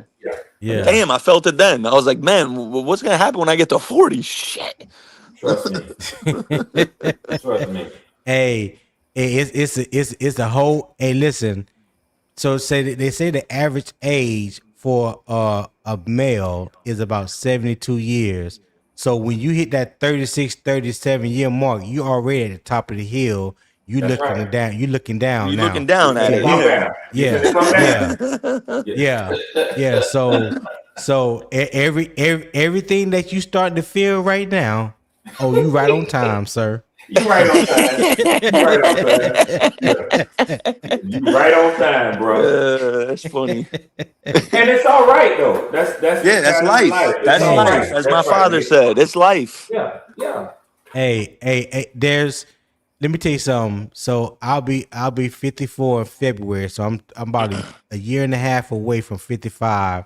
I'll be considered a senior citizen. Do you know how many times in life I laughed at people talking about senior citizen and getting the discounts they make McDonald's and stuff? Yeah. Listen, I don't even drink coffee, but I cannot wait for the day I go to McDonald's and say I need a senior citizen discount on my coffee, please. Yeah. You're gonna pay a whole I want- 76 cents for it. Yeah. You're damn right. I want be to do poured it. I out. want to do it one time. Yes, Yeah. Hey Tony, I've been getting mine, Tony. I ain't telling you no lie, boy. They closing down See? mostly all the hard. Now, see, I was not going to bring that up, Red, but go ahead. But Tony, Enlighten us. I've been getting mine, man. I've been getting mine. And listen, I'm telling y'all something else too, Tony. They may not realize. Yeah. I don't know if they can find you overseas, but AARP will what they gonna give you your 50th birthday celebration, Nick. I'm telling you, you turn 50. If nobody else for real? contacts you, AARP will send you that card. And I don't know whether they ain't send me one. Yeah, it's probably because you're overseas. You know what I'm saying? But I don't know if you're linked into the Social Security Administration. They gotta be, because them shits arrive right at your birthday when you turn 50. Hey, I'm not gonna lie, man. I would love to just sit down, have a beer with Swarm, Tony, and CJ, just to hear the banter between y'all three, because y'all would just have me crying the whole day, man. Hey, this the way y'all be roasting goes, each other be having me crying. this goes all the way back to when we were doing two fans in the stands, man. Yes, it does. But then, Nick, I'm gonna tell you something. I've discovered through the years things about Tony that he and I have certain understandings that even if I were to discuss them, you know what I'm saying? In this space on social media, people, it's so limited, the few people that will understand. You know what I'm saying? So it is what it is. But then when we start to talk about what we experienced in the military, and he made a career of it. I just did 4 years. But still, there's certain basic things that you go through. That's why he and I will trip on certain things, other people. But then we share a Greek bond. You know, he and I both have experienced certain things that even fewer people. And Twan Dunn is another. Damn, my frat brother now he gonna be mad as hell when he hear his playback escapes me. Not Mello, but him and Mello always sound similar to me. Man, my Nuke gonna whoop my ass for not remembering his name. But he and I always hit each other in the chat. But Nick, what I'm trying to say to you is there are certain things, even unspoken, that I know I share with Tony. And you know, we kid about the age and being over 50. That's a whole nother. Because I know when we talk about certain things, I don't even have to say it. Will don't have to say it. Howard don't have to say it. But I know what they done experienced. I know it's getting to the stage where they're probably waking up during the middle of the night to go to the bathroom. And even if they feel like it, they say, well, I might as well go and go when I walk past it. You know, you just don't want to wake up in the middle of the night and go. If they haven't hit that yet, it's coming around 55. You know what I'm saying? Yeah, so I haven't experienced that yet, but I'm pretty sure it's coming. Yeah, it's coming. I don't have to wake up in the middle of the night and you still good from the lily. Yeah. I'm still good. You still shake do for you. Why? I'm gonna leave that one alone with that. With that, I'm gonna let us Boy, you done said some old country stuff in the time that I know you, but that's an original one. And you better believe I'm gonna be God. passing it along to the other generation. Boy, you better go in there and shake that dude. Man, I'm gonna tell my grandson when I get one. I say, huh, Papa? I like that, So Tony. I'm yeah. gonna remember that one, boy. Yeah, no problem. So you right on time, Ray. I'm about to kick it on into the halftime. So right now we're gonna talk about Carolina offense against Buffalo defense. All right. So here's the facts first. Buffalo is Carolina's next preseason opponent. The Panthers are still determining which starters will play. Carolina enters this game needing better proof of clean operation, physicality, tackling, and communication, not a preseason score prediction. All right. So the preseason football is not about the final score. It is about whether a team can execute cleanly when an opponent makes the game uncomfortable. Against Buffalo, Carolina needs to show it can handle physical fronts, fit the run correctly, tackle consistently, protect the middle of the field, and recover after a negative play instead of allowing one bad rep to derail an entire drive. All right. So my main debate question, I'm gonna ask you first, Nick. What does Carolina most need to prove against Buffalo for fans to believe this team is becoming more dependable? Great question. So to start, Canales did say that the starters are going to get about 10 to 20 reps, correct, in this game? Yeah. So, He so said he's looking to play 10 yeah. to 20 snaps. Yeah. Okay, so anywhere between 1 to 3 drives. In those 1 to 3 drives, I think the thing that would be most encouraging for Panther fans, obviously execution. Um, no missed assignments, no, blocking your correct assignment, crisp route running, Mm-hmm. solid hands, Bryce commanding the team. I mean, I want to see Bryce really take that, and they're obviously advertising and saying Bryce is taking the next step forward, and he's going to have more control of the offense. So I would like to see some instances where Bryce, audibles at the line, you know, throw some hot routes out there, adjust some routes and things of that nature. I think, but it's also a preseason game, so you gotta take it with a grain of salt. Right. Okay. Ray, what you think? Same question to you, sir. Yeah, specifically when it comes to, as Nick said, the head coach saying that he's only going to allow the starters a limited amount of plays. And I think that's the right recipe when you have a preseason game with, televised or not, even scrimmages. Well, I know scrimmages are a little different, so let me stay away from that. And you're talking specifically about this one game with the Buffalo Bills. I think finishing the drive for your offense versus Buffalo defense is number one. If you get into a third down situation, of course, you need to see them win because that leads to finishing the drive. But you can finish the drive with one pop pass, one play, boom, in the end zone. I don't think that that's what they're necessarily looking for. They're looking for seeing themselves against an opponent that's not a teammate. So that's what we call real competition. Going out there and seeing how they perform in a series of plays.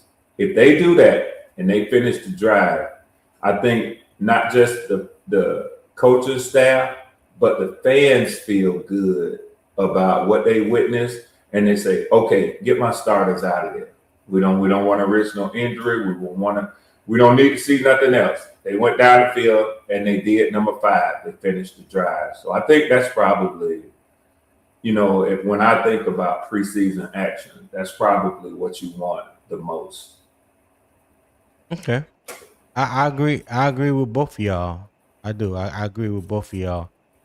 So on the screen, on the graphic on the screen, has Carolina offense versus Buffalo defense, and I list 5 things that I feel like Carolina needs to be efficient at, in order to get a good outcome especially from the ones. This is primarily looking at how many reps the ones get against the ones come Saturday. But number one is protect the quarterback. The quarterback being able to identify pressure, handle the movement up front, and keep Bryce clean. Number two, run with purpose. Win first contact, stay on schedule, create manageable downs. Number three, beat disguise coverage, confirm the picture, confirm what you see, take the right answer, and avoid turnovers. Number four, win on third down, communicate protection, separate quickly, and extend drives. And of course, number five is finish the drive, execute in the red zone, avoid penalties, turn possessions into points. All right. So, Red, if Yes, I was sir. to ask you what would be and you ain't got to rank them in no particular order, or you don't have to take them from any particular order that's on the screen. What would be the top two things that you would need to see um, from Carolina come Saturday against Buffalo Yeah, for the offense against the defense? Yeah. I think, up here paramount, since you have so many new pieces on your offensive line, you got to see them protecting Bryce. I mean, you have to see them protecting Bryce. I don't know if damn. Well, I don't know if Buffalo. Have y'all heard whether Buffalo is going to play any of their starters?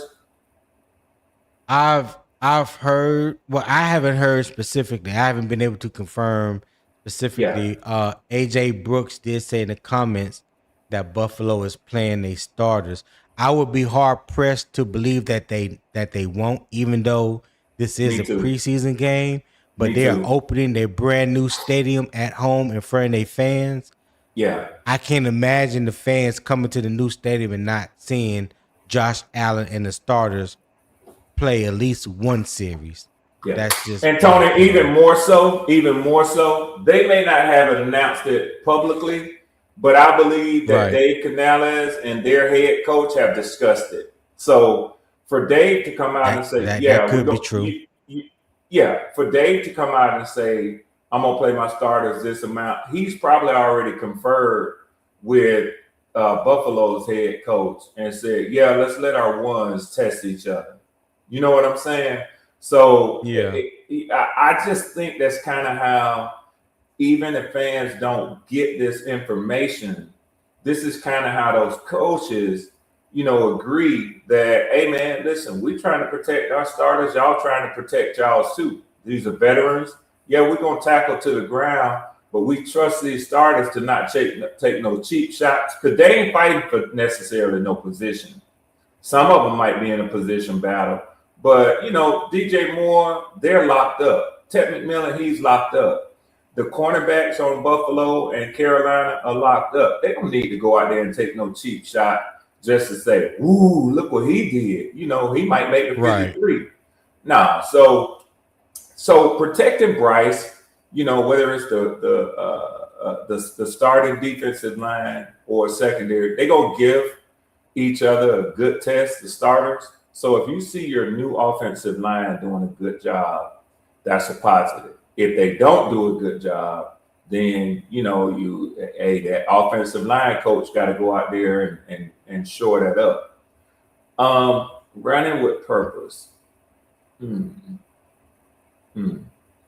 That's up there for me. I would say win on third down is my second too, because y'all, along with us, ranked in the bottom 10 on third down conversions last year. You know what I'm saying? I think we were worse than you. No. Y'all were better than we were. Okay. Yeah. I think y'all were something like 25, and we were like 28. So yeah. I'm thinking the defense. The defense was 31st in right. Run right. down. Yeah. I mean, actually, we were down. 30th. We were 30th on third down conversion, and y'all were 25th. So I peeked at that earlier. Yeah. So you want to see that between that and running with purpose, because I'm assuming y'all gonna get a glimpse of Jonathan Brooks in this game. Hopefully, that's what I'm hoping. Yeah, y'all got a lot riding on him. You know what I'm saying? So I'm with you, Tony. I think that fans ought to be anxious to want to at least see him. I mean, y'all know Chuba. Y'all know what Chuba gonna do. So right. Seeing necessarily Chuba get out there and burn, y'all know what y'all gonna get. I think that fans ought to want to see what JB gonna do. So I'm gonna say protect Bryce and run with purpose. I'm gonna list those as my two, Tony, and let Nick have it, man. Okay, Nick, what you got, Nick? What would be your top two? Top two. Protect the quarterback for sure and win on third down. And win on third down. Yeah. Okay, he was quick with his. Damn. We could be if we could be efficient on third down, that would be. Showed me the fuck up, Tony. He just showed me the fuck up. No, hey, Swarm, when you're so eloquently stating your soliloquy, I can just go off you. You know what I'm saying? And I got plenty of time to register. You know what I'm saying? What I want to say. You too kind, Nick. One hand wash the other, sir. One hand wash the other. Thank you, Nick. You too One kind, hand wash Nick. the other. I appreciate that, Nick. But I was doing some research, gentlemen. I can't see anything about the Bills' offense, but Jim Leonard, the Bills' defensive coordinator, did say that their defense will start. Their first team defense will start in the preseason game. So okay, I thought I saw that, but I wasn't sure. Yeah. Okay. I don't see anything about the offense though, unfortunately. Okay. Well, I'm like I said, I'm just going to assume if the defense is going to play their starters, then the offense is going to play they starters. Yeah. I have heard people say that Josh Allen is banged up. I haven't heard that on NFL Network or ESPN. I haven't, and I'm watching it every day. I haven't heard anybody say. Me too. They had him on the NFL Network because he sat down with Kyle Brandt yesterday, and he didn't say that. So I don't know. Right. So hopefully we get exactly what fans are looking for Saturday, the ones versus the ones, and let's see how smooth this operation is between the offense coordinator and the offense coordinator and the quarterback, and then how it translates from the quarterback to the rest of the offense. That's something that Brad Idzik said that he's been focused on since day one of this training camp. So that we gotta see it come to life. We gotta see it come to life. Doing it in preseason is one thing. I mean, doing it in training camp is one thing, but when it's live action, that's another. So that's what I definitely want to see. Hold on. T. Thompson said, I choose 4 win on third down and 5 finish the drive. Our biggest impediments on offense are 4 and 5 in his opinion. All right, T. Thompson. Appreciate that.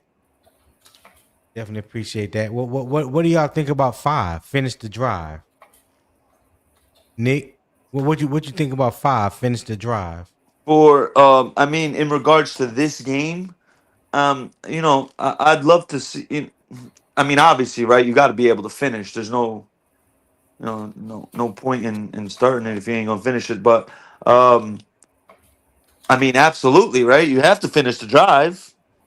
There's what other way to put it? You know what I'm saying? If you don't finish the drive, then well, the same thing I asked Howard earlier when he was like, I want to see us go down the field and score a touchdown, and I agree with him. That, that's all well and good, but say Carolina is moving the ball, the operation does look good, all these things that we've talked about, and then they get in field goal range, and for whatever reason, instead of getting 6, they just get 3. Would you still consider that to be a successful drive? not as successful, but points are points, right? That's the way I look at it, right, Tony? Points are points. No, Exactly. you're right. Points are points. You know what I'm saying? Yeah, I mean, obviously, some points are better than no points. Exactly. Okay. Yeah, and I Yeah, had said that earlier about finishing the drive, so I agree with him. I didn't list that as those as my two, Tony, when you asked this question, but I had given them as my first answer, and I so then I would agree with T. Thompson. I feel like actually to me, finishing the drive, especially in limited action, that that they're gonna give the starters. And so yeah, that's number one. Hey man, Omar Tillman. Let me go back, man. I had a brain cramp this morning. I ain't the coffee ain't kicked in yet. That's my frat, brother, man. So don't be mad with me, Luke. Yeah, don't be mad with me, Luke, man. Spare brother out, man, on the seal. So Eternal said we was trash in the red zone. So if we just field goals, what happens in red zone? In real zone we see the same shit as last year. So Eternal is always going to be to the extreme. So eternally, this is yeah, eternally eternal. So what I would say, Eternal, is they're not playing the whole game. Now, I don't think they're going to play enough to give you a 100% clear picture as what to expect come game one. Just like anything, they always say you have to crawl before you walk.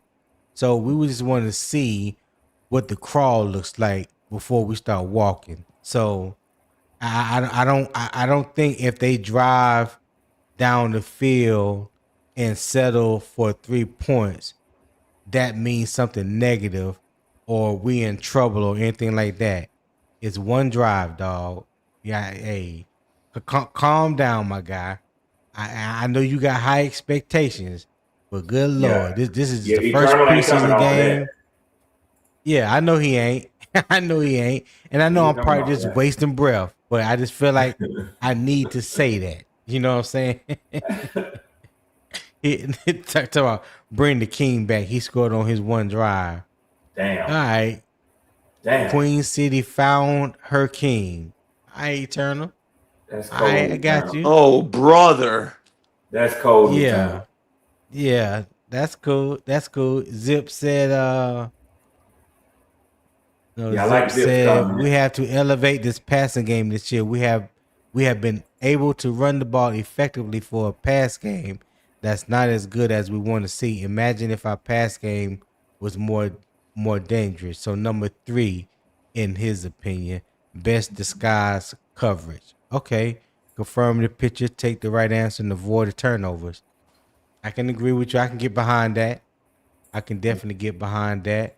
And like Candy Girl said, remember to support the channel by hitting the like button, chat. So if you haven't hit the like button as of yet, hit that like button. Don't cost you nothing, no money or time. Just hit the like button. I would greatly appreciate it. It does wonders to help me get seen by the algorithm. So the video can be seen by more and more Panther fans. Candy Girls also said, subscribe to the channel if you're new. If you haven't subscribed to Unbiased Opinion Sports Talk, I would greatly appreciate it. I know majority of the people are watching through Carolina Armchair GM CJ channel. If you haven't subscribed to my channel, open up another browser. Go to youtube.com/ at UO Sports Talk. That is at UO Sports Talk. I will show the information again right here on the screen. Again, youtube.com/ at UO Sports Talk. All right. So I will leave that there for a minute. And hey, can I say hello or good morning to Candy Girl? Yeah, man. She of course. She is tireless in being a mod and supporting and listen, even as a enemy, supporting the opposing team. Y'all's probably most hated rival. I think that's what I've experienced. I know Saints fans are coming up, they're sort of getting into it. Tampa is Tampa. I don't fully understand the Buccaneers, nor do I care to. But I know we have a heated 95 South just up and down the road from each other, between Atlanta and Carolina. So I can pay homage and tribute to Candy Girl, man. She supports all of y'all. Absolutely. She's everywhere, man. And I haven't been as active online and here lately, Candy Girl. But hey, man, I had a smile on my face to see you still doing what you do for the pods, man. So shout out to the queen. Yeah. That is one of the main reasons why she has a wrench, because I have witnessed her dedication and her support on other channels, and I always wish I had support like that. I let her know that. She said, "Hey, it'll come in due time." So when the time came, yes, sir. Here we are. So now she shows love to the chat and to the channel each and every day. So I know I greatly appreciate it. I know everybody else who she supports also greatly appreciate it, because I haven't seen anyone support the Panther content community like Candy Girl. So big shout out to Candy J Girl 803 for the love and support that not only does she give me each and every morning, but all the other Panther content creators that she showed love and support to. So shout out to you, Queen. Yeah. So let's get back into it real quick. So the next question is, and this is I guess this is pretty much for the defense. Red, you can go first on this one. Do you think the secondary can stay connected when Buffalo stresses spacing and play action? Secondary stay connected when Buffalo stresses play action and yeah. Spacing and play action, because spacing becomes important, especially when Josh Allen breaks the pocket and starts running or scrambling. Okay, so you got to have that discipline. Yeah. Yes, yeah, because Tony, I mean, all of us haven't played them last year. That's, if you ask me, and I'm glad you went back and clarified that for me. That's what you want your defense to stay disciplined and look for. That's the key, actually, to Josh Allen, if you ask me. He's an MVP and he does it all, but that's the real danger with them, is when he gets out of that pocket, man, escapes that pocket and gets to running. Your defense got to do whatever they got to do. And if you lose contain, by coming up too quickly and before he's down the field or across that line of scrimmage, you got problems. Because he got a cannon over there on the right side of his body, man. So, yeah, Tony, I done ran my mouth and kind of missed the crux of what your question was. But yeah, it's gonna be real key for your secondary to maintain their spacing and their discipline at all times going against him, man. Hey, Tony, I'm gonna mute up real quick, man. I got to talk to my wife real quick before she head out the door. But I'm here. I ain't going nowhere, man. Yeah. But I'm just going to mute up real quick, fellas. All right, no problem.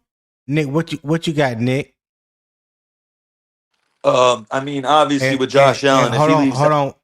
Yes, sir. Well, one second before, I didn't mean to cut you off. 1 second before you answer that question.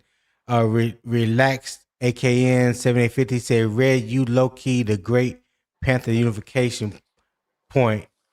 And laughing my ass off, and I'm a Cowboys fan. Love that guy Red. Love the guy Red. Hey, relax. It's crazy that you mentioned that. I lost a bet recently to my wife. I'm not gonna talk about what the bet was. I'm not a sore loser, but I lost the bet. So my wife is a Cowboys fan. I'm married to a Cowboy family. So me having to do what I have to do is this football season, I'm going to have to talk about the Cowboys. That was the bet that I have to pay. So yes, going forward, the Panthers will always be the primary content, when I start off and when I end the show, but my halftime is going to be talking about college football and other NFL teams around the league. So that's how I have it broken down. The first half is going to be about Carolina. Second, the halftime report is going to be about whatever's going on in college football or the other 31 teams. And then the second half, I'm going to bring it back to the Panthers. So yeah, I lost that bet. So here we are. All right, but go ahead, Nick. No, I was just gonna say you can't really. There's no defense or preparation on how to defend Josh Allen when he gets out the pocket. You just gotta kind of hope he does some dumb shit and turns it over. But as far as the Carolina offense versus Buffalo defense, I mean, I'm just. I know this may sound repetitive, but I really want to see Bryce really take control of the offense in this game. I know it'll be limited, but at least maybe a play or two where I see him, completely change the play, or they come out the snap and he's dissecting the defense and he starts communicating with his O line and his receivers. Hey, he's killing the play and he's Yeah. going to something else. I just want to see little stuff like that. Okay. All right. So which Panther most needs a strong showing against Buffalo to strengthen their role, Nick? Jimmy Horn. I mean, Coker and Tet and XL are pretty much solidified. I mean, I'd love. Just give me one or two. Don't be Okay. trying to run down the gauntlet. No. I'm trying to separate them. So the top three are But Jimmy solidified. Horn is a good one. I would say Jimmy Horn's a good Horn, one. Mitchell Evans, Jonathan Brooks. That's probably it. Okay. All right. What do you want to see from each one of those players? Let's start with Jimmy Horn. I want to see him win early at the line of scrimmage. I want to see him, create some yards after the catch like he did in the Hall of Fame Right. game. Right. I want to see Mitchell Evans take advantage of some linebacker if he has a linebacker on him. I want to see who was the other person I said? Jimmy Horn. You said Mitchell Evans, Jimmy Horn, and Jonathan Brooks. Jonathan Brooks, we all know how I feel about Jonathan Brooks. I wish Howie was still here. Okay. Go ahead, talk about it. I think he's gonna end up being, obviously this is high hopes, but I really think he's gonna end up being our offensive MVP this year. Offensive MVP Yep. Over Tet? Yep. Over Bryce? Yep. And he's not even the starting running back right now? Not yet. He will be. Wow. He will be. So what makes you feel so confident in that? Just the ability. I mean, the ability's there. It's just he has to stay healthy, right? Like, and I think if he does stay healthy, he's going to provide a super dynamic part to this game that's going to unlock.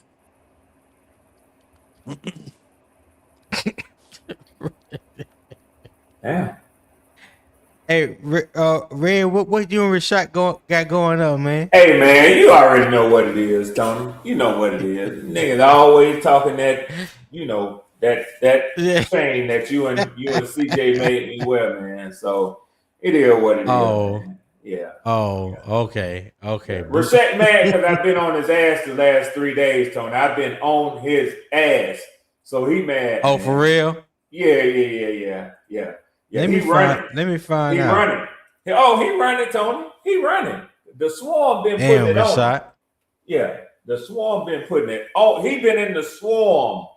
Let's put it like that. Yeah.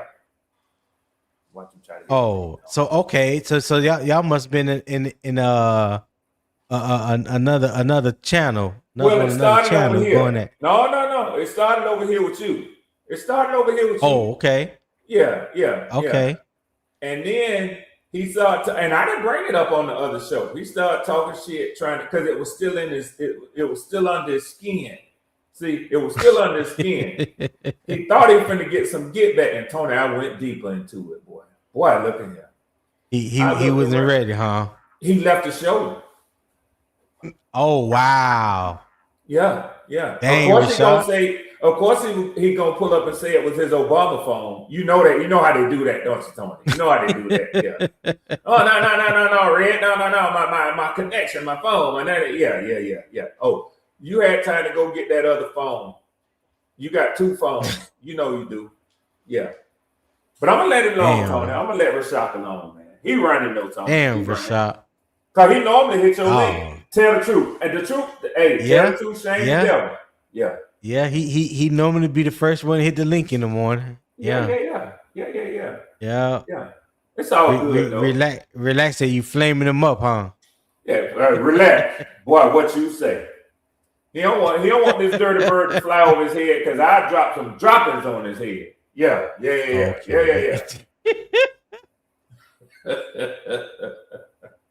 That's my boy though. Man. All jokes aside, me and Rashad is cool with each other. That's my boy. I got big respect for Rashad, man. Whoa, wow. All right. So listen, we're almost 2 hours in. We're almost 2 hours in yet, and having nobody show love to the channel. I would greatly appreciate if you show a little love to the channel. Buy me a coffee or a muffin or something this morning. The QR code is on the top right on the screen. Support the show, man. If you have been enjoying the content, enjoying the conversation, the energy, the vibe that Morning Kickoff brings to you or brought to you this morning, support the channel. I would greatly appreciate it. Also, in the YouTube chat is a pinned comment at the top. Now, if you are watching through Carolina Armchair GM CJ channel, it may not show up over there. But you can send a super chat if you would like to do that. I would greatly appreciate that. But the link is to my PayPal. And when you do send the donation, let me know in the chat that you did it so I can properly shout you out. I'll greatly appreciate that as well. Okay. There my boy Tip Drill Will said, wish me as a young gun could join y'all senior citizens. Now let me fuck Now see, me and Will the same age, but he is technically older than me. Because I know he just had a birthday. I think he just turned 54. So yeah, yes, sir. You I know damn well Will didn't say that. I know damn well Will Graybeard Robinson did not just say that. Tony, so you telling me Will in the room next to mine? It ain't you, it's Will? Yeah. I'm so hold up. First, let's just clarify. Nobody's close to you, Greg. You ain't got to mention what damn, Tony. Boy. No, nobody's not close to you. Me and Will, we're a little further towards the end of the hall. Now we're not the last room. We know we 2 or 3 rooms up. Okay. But yeah, no. You down there by yourself, Red. You down there by yourself. So y'all actually down the hall. I'm right across the hall from the damn elevator. I got to listen to people closing and opening that door all night long. Yeah. Okay. Well, we put you there because it helps you get to and from the elevator quicker because you'll be on the elevator real soon. You know what I'm saying? So when you get on the 6th floor, you'll be back down towards the end of the hall. Put me on the damn 6th floor. Yeah.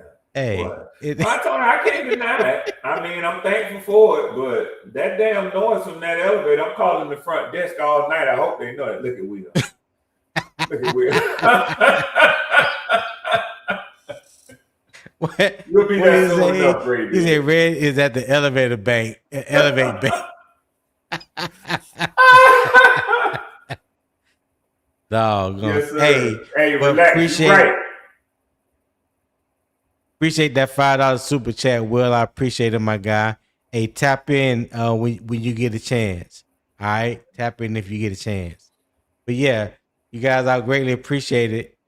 Show love. Now I'm $20 away from my daily goal of 25. That's my daily goal. $25. I'll greatly appreciate it. Not trying to pay rent or a car note. Just a little $25. So, like I said, buy our brother some tea, some coffee, some pastry, something. I greatly appreciate it.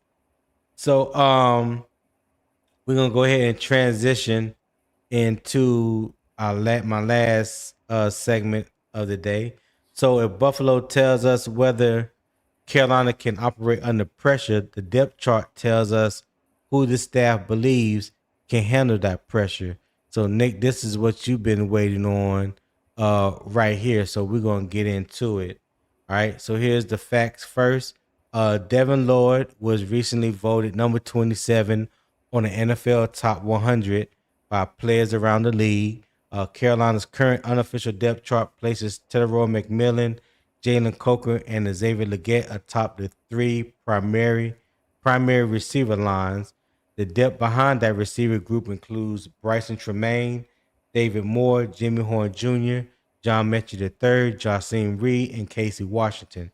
The chart also provides a public look at Carolina's current offensive and defensive structure, but is not a final 53-man roster or final game day rotation. All right.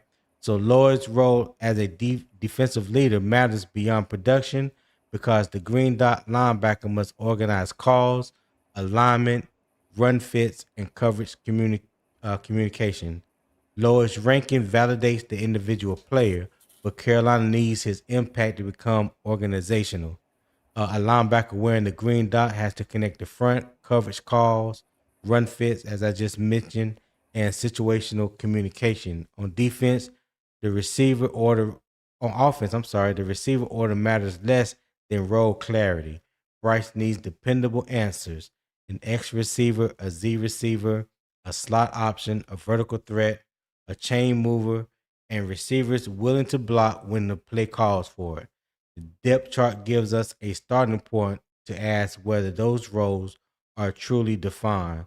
So, Nick, we can go over the depth chart that we see right here on the screen. Of course, Bryce is the starting quarterback. Chuba right now is RB1. For the wide receivers, they are in order from left to right. So you got Tedero McMillan, Jalen Coker, and Xavier Legette as your starters. And right now, behind them, Bryson Tremaine, David Moore, and Jimmy Horn Jr. will be your two deep rotation. Jahseem Reed, Casey Washington, and John Mechie is the three deep, and then you have Rock Taylor as well. Those things are subject to change. I can't remember what the order was when a depth chart came out last week, but this is what it showed when it came out this week. Tommy Trimmer is tight end 1 with Mitchell Evans, Jatavion Sanders, and James Mitchell. And the O line, you got Monroe Freeling, Rasheed Walker, Damian Lewis, Luke Fortner, and Robert Hunt. All right. Then you got Forsythe, Zavala, Heck, and Christensen behind them. So Nick, when you look at this offensive unofficial depth chart, what stands out to you? Do the starters give you a reason to be excited about this depth chart? For sure. Absolutely. Absolutely. So this is the question I had, Tone. Because online Okay. on Twitter, everyone's saying Jimmy Horn is wide receiver 4 right now. So does that mean David Moore is wide receiver 5 and Tremaine is wide receiver 6? Is that how that goes? Well, I don't know because Okay. I don't know what the order. I don't know what the order, or I How haven't it heard goes. anyone Okay. say what the order will be behind the top three. We know Yeah. who the Okay. starters are, Yeah. but who's 4 through 7? I have no idea. I think there's a lot Gotcha. of speculation. Hell, even I can speculate or have speculated. Yeah. But I haven't seen anything concrete that's saying 4, 5, 6, and 7 is this Mhm. person or that person. Yeah. Got you. Got you. But to answer your question, I mean, super optimistic. I mean, if we're going off Bryce's career, he's gotten better every year. He's progressed every year. So If he takes that next leap this year with a healthy Jonathan Brooks, with a legit wide receiver in Tedero and McMillan, God willingly, Coker stays healthy, we should be all right. We should absolutely be all right. I'm eager to see how Walker, because my brother is a Packers fan. He gave me some insight about Rasheed Walker.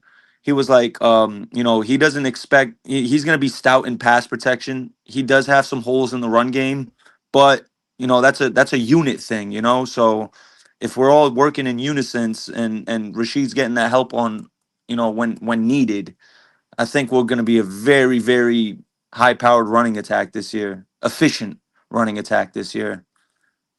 Right. Um, So I think if yep, go my ahead. fault. No, you good, you good. No, you go ahead. Go ahead. I was just gonna say I genuinely believe it's like the two guys from the 2024 class may be the X factor for us this year: Xavier Legette and Jonathan Brooks on the offense. We know what we got in Tet. We know what Coker is when he's healthy. If Legette can make that next leap and be a productive wide receiver consistently, it's going to open up a lot for this offense. Like I genuinely believe it. I think Brooks and Legette will be our X factors for the offense this year. Okay. Well, hold on. SC, I hate you, but I'm about to check it. New depth chart out. Hey, You know you Bruce Leroy. Another new depth chart out? yeah. Hey, appreciate that. Appreciate that love, SC, Mr. Wife, for the PayPal gift. I greatly appreciate you, my friend. Yeah, we got about 100 nicknames for each other. Yeah, y'all be killing me, man. But it goes further. It goes beyond that. We be on WhatsApp going at it. Every time we say something, agree to each other on WhatsApp, it's a whole new nickname. So yeah. But appreciate that love, SC. I definitely appreciate that. Appreciate that love. Now, is this in Thai baht or just American dollars? You know how y'all do over there in Thailand. Damn, I want to know is this Thai baht or you.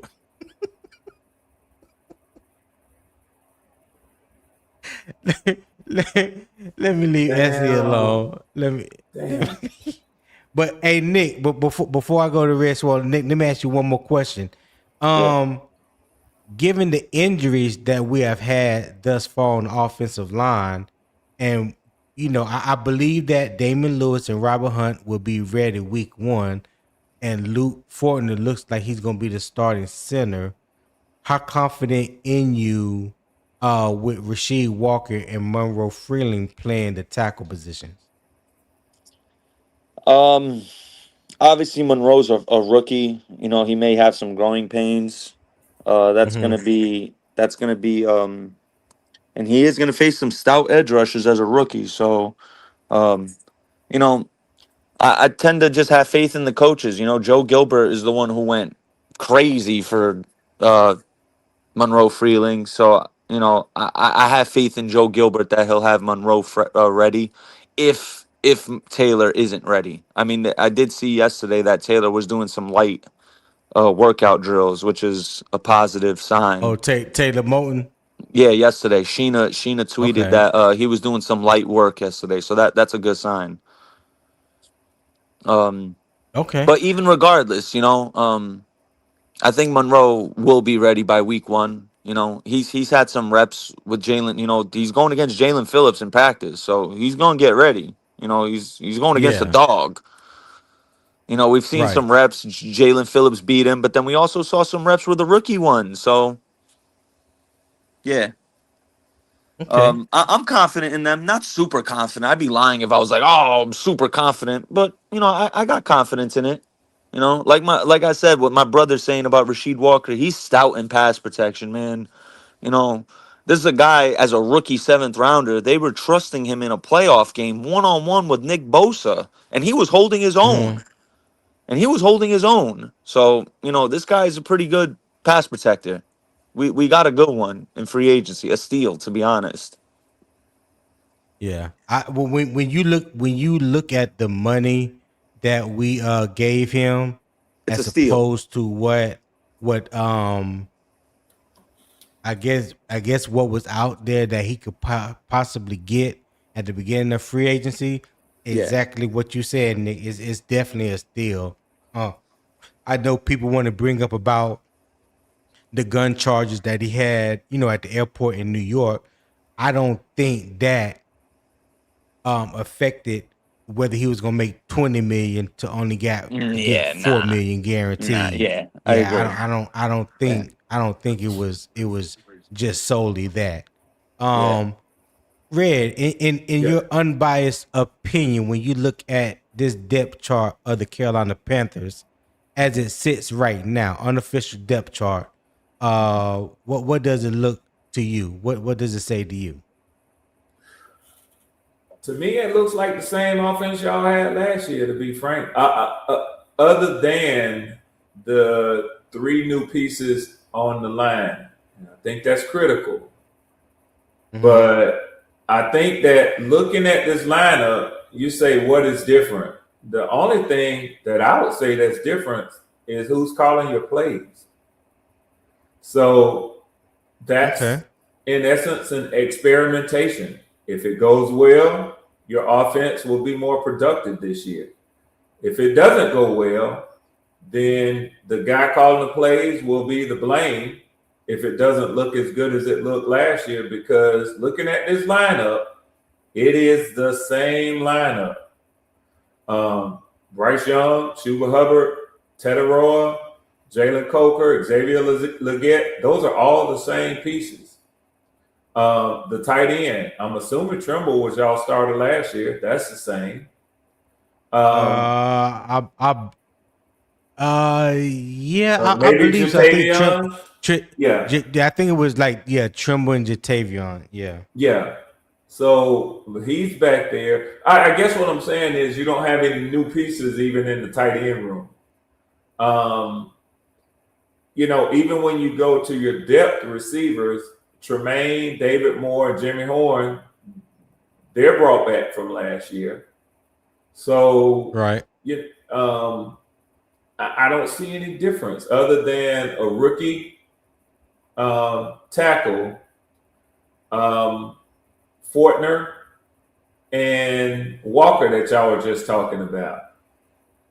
Now, I know y'all have had a lot of discussion about those tackle positions, but my take is that 60% of your offensive line is new. It's going to be curious to see how quickly they gel and how well they protect Bryce Young. This could be a rough start to the season for the Panthers. But hey, that's what I view when I look at this lineup. Got you. You're right when it comes to the offensive line. 60% of our offensive line is new. Zip said, "Do y'all think Walker is better than Icky?" I have no idea because I never really paid any attention to Rasheed Walker. I haven't gone back and looked at tape when he played in Green Bay. I just know what everybody has said. So I don't know. For me, that would be to be determined. Nick, what you think about it? You think Rasheed Walker is better than Icky? As a pass blocker, yes. As a run blocker, no. So right, it's like the scales. You know what I mean? Right. That's hard for me to determine right now. We're gonna have to see it play out for me to make that determine. Okay. All right. It's hard for me to say right now. Yeah. I know what the PFF grades. I've seen the PFF grades. I don't pay attention or take stock in their grading system. I don't either, Tony. I know they get a lot of respect, but partly, Tony, I ain't gonna lie, it's because I don't see it as being consistent enough that you can just go to it and plug in the variables that they say and say, okay, I can see where this comes from. They don't explain enough. And I have their premium package. They don't explain enough, and I know you do too. They don't explain enough how they arrive at their rankings. I don't have a PFF account. Period. Yeah, Okay. I don't Well, damn, I you don't have really one don't of give those a accounts. shit for them. You really don't give a shit. No, for them. yeah, because I mean, yeah. when you put out information that is based on an algorithm, and Red, you know just as well as I do, Yes. the way algorithms are designed and set up is based on whatever formula it is that you put into said algorithm. Well, That's right. the outcome can be totally different from what somebody else's algorithm says. You know what I'm saying? Like I don't put stock in that. You know what I'm saying? If you tell me that, what I will say I do pay attention to, or I have paid attention to for PFF, especially during college football season, when they say a player has played 500 snaps at left tackle and only 50 snaps at right tackle. Like those are actually snap counts. You know what I'm saying? That you could easily, you know, come up with the total of and put it down. But all this analytics and algorithm stuff, I don't put a whole lot of stock in this probabilities and things like that, because that doesn't give you a definitive answer of what you're looking for. You know, to me, it doesn't really prove anything. It's just another tool, like it always been. It will always be just another tool that you can use to help you come to a informed decision. It's not the end all be all. Some people try to treat it like it's the end all be all, and it's not. That's just my opinion. And I throw PFF around a lot, Tony. I'm going to go on and just stand on that. But I completely agree with you. Is that one of the reasons why, if a person wants to back me down real quickly, and I probably shouldn't admit this on here, but I don't have a problem being transparent, is I think they're highly regarded, well, without a question. And, people use them, like you said, as a tool. But I'll tell anybody, if they challenge me on, well, how did PFF arrive at that, Swarm? I ain't going to be able to answer that question. And that's why I have a problem with them. Tony, I'm like this. I grew up with that old adage in the military: trust but verify. Trust but verify. Exactly. Yeah, I can trust what PFF says. That's just based on my feelings. I can trust it, but I can't verify it because they don't tell you how they arrive at their analyses. So I take it with a grain of salt. I think is what you're saying, and I have to agree with you, man. Mm-hmm. Yep. So what about how do you feel, Nick, about Jonathan Brooks already being looks like he's already being penciled in as number 2 on the depth chart? And before you answer that, let me bring up Freddie, aka the Ville Kid Show. What's going on, young Freddie? Good morning. Hey, before we get started, hey Tony, check your PayPal. Ville Kid, shout out to Ville Kid. Yes, sir. I like when people tell me check the PayPal. Yes, sir. I like to hear that. Like that. Hell to the yeah. Right. Yeah. Right. Go ahead. Freddie, what's on your mind? Well, I was just like, thank you for that PayPal gift. I appreciate that, my guy. Oh yeah, for sure. Appreciate it. I would like to say good morning, OG Vets, and good morning, Nick, as well. And I would also like to say this is a good topic for today, Tony. Breaking down the depth chart. We were just talking about this. Shout out to you. In the way that you do your show, man. For real. Cool. So Freddie, what you think about the when you look at this depth chart, how do you feel about the projected starters? I feel good about the continuity on the projected starters, other than the offensive line, as Red pointed out. But I think the but I think the veteran presence of the offensive line, I don't think it skip a beat. I don't think it skips a beat based off the coaching that those guys get as well, and how the coach has got them boys ready to go each and every season, no matter the combination. So I don't think it matters when it comes to the offensive line, although that I know that we have dealt with not a lot of chemistry on there because we've dealt with a lot of injuries on the offensive line, Yeah. especially a season ago. But the O-line coach has done an excellent job. Joe Gilbert has done a masterful job of getting those boys ready to go, no matter the circumstances. No matter the You know what? circumstances. I can agree with that. I can agree with that. We know when you look at all the injuries that this team has faced on the offensive line since him and Harold Goodwin have been there. Mm-hmm. I think they have done a damn good job with the plug and play or the next man mentality when it comes to the offensive line. Because since they've been there a year, the first 2 years they've been there, the sack totals have gone down each year from 32 to last year was 27. Yeah. So yeah, I would say they are doing a really good job when it comes to keeping that O line prepared and ready to go. But real quick, shout out to BY's 804 VA for the 499 super chat. He said, "Good morning, panel, and everyone in the chat." Hey, good morning to you, BY's. Good Thank you for morning. tapping in. Want to be Make wise. sure you hit that like button, and definitely thank you for the super chat, my brother. Thank you for always supporting the show. I greatly appreciate that. In the words of 2020, don't let him be the only one, chat.